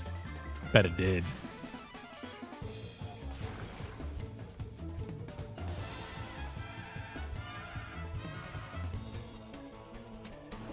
Wait, okay. Oh, that's tricky. That's a little tricky. I see what you did there. Flawlessly, they say, lying to my face.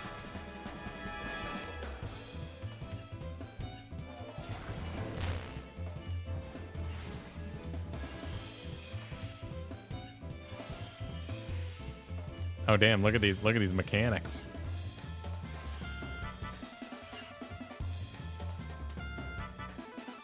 That's weird they don't put you in a party for it.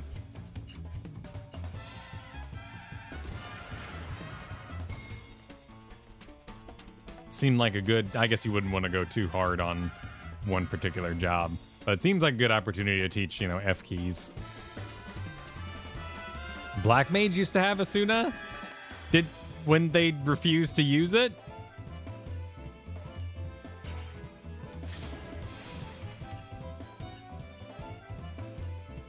Like, that just seems like it's good that that's gone.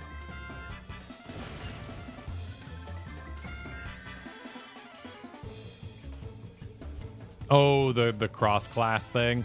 That's such a cute idea. I really like it on paper. I would not like it in reality. But it's really cute. Bard's Cleanse. Oh, okay. That's nice.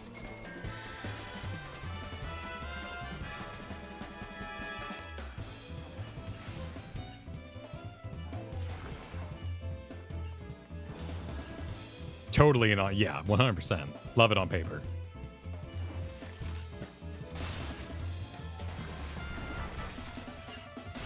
I'm actually impressed by how much I like the Final Fantasy XIV, Final Fantasy XII double license thing. That is actually pretty well made in the end.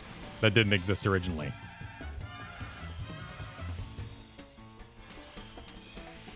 Also, Mass Dispel is badass on priests. AoE Cleanse is sick, but it also nullifies mechanics for the designers, and probably shouldn't give it out, but it feels freaking sick, particularly if you're the only support that has it.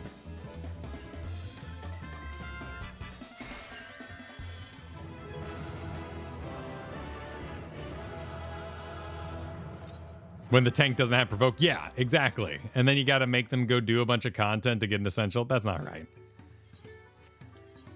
Well, that's nice. Let's just put that right into the chest. Sweet. Okay. So, I said I had a thing. I have a thing I'm putting live right now. We have a video. It's coming out right now. And I'm going to put it live right now.